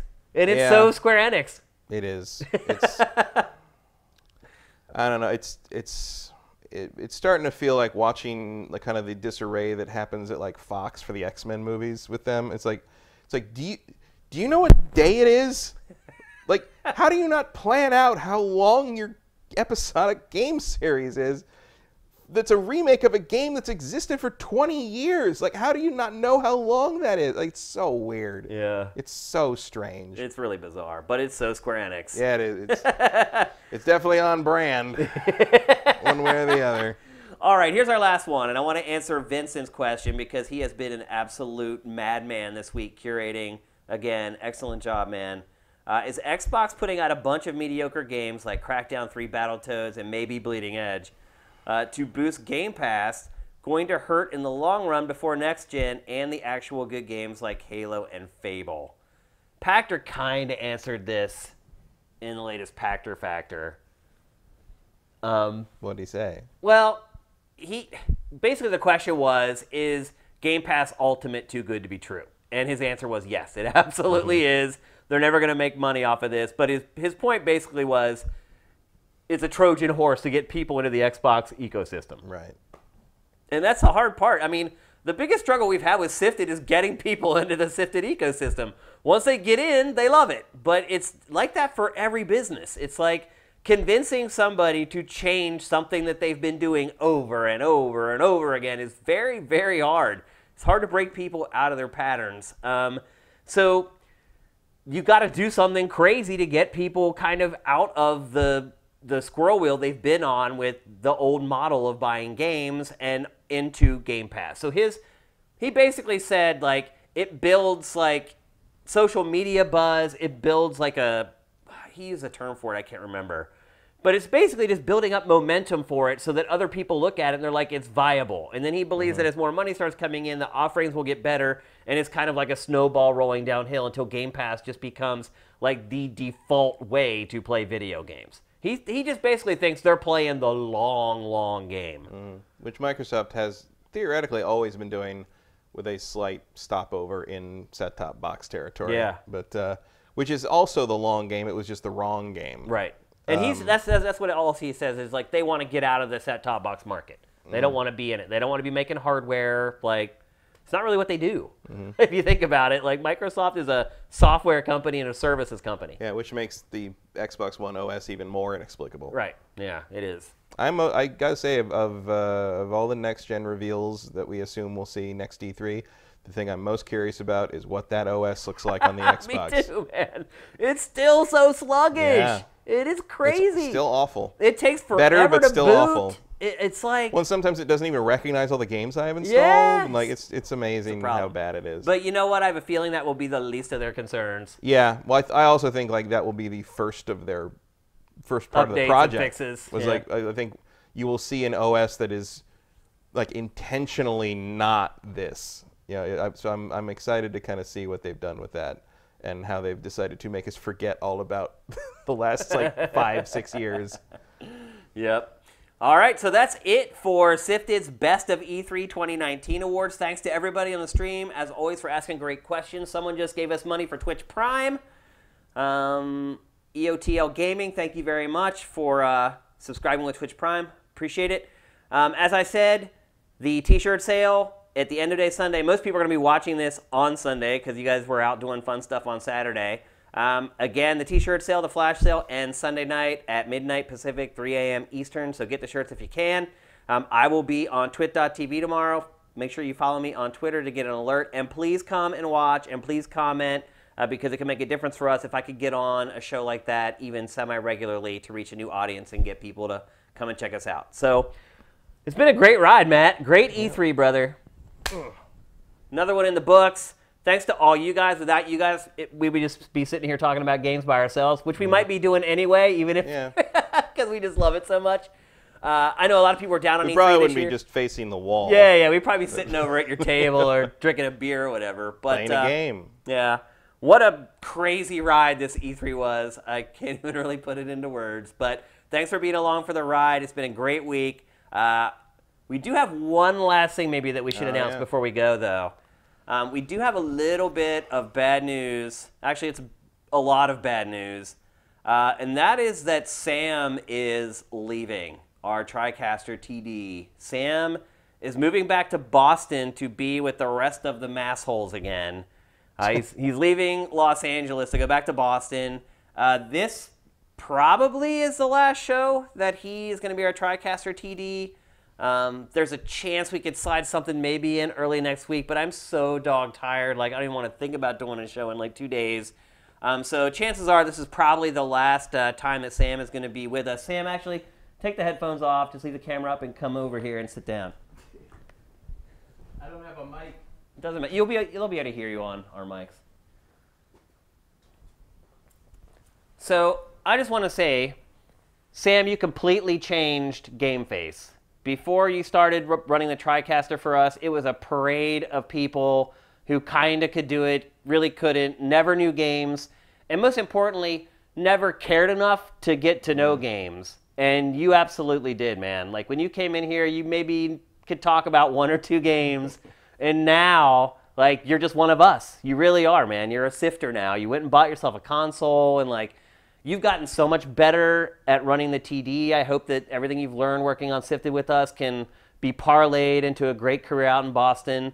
And we're going to really miss you, man, but good luck. Thanks, You've been great.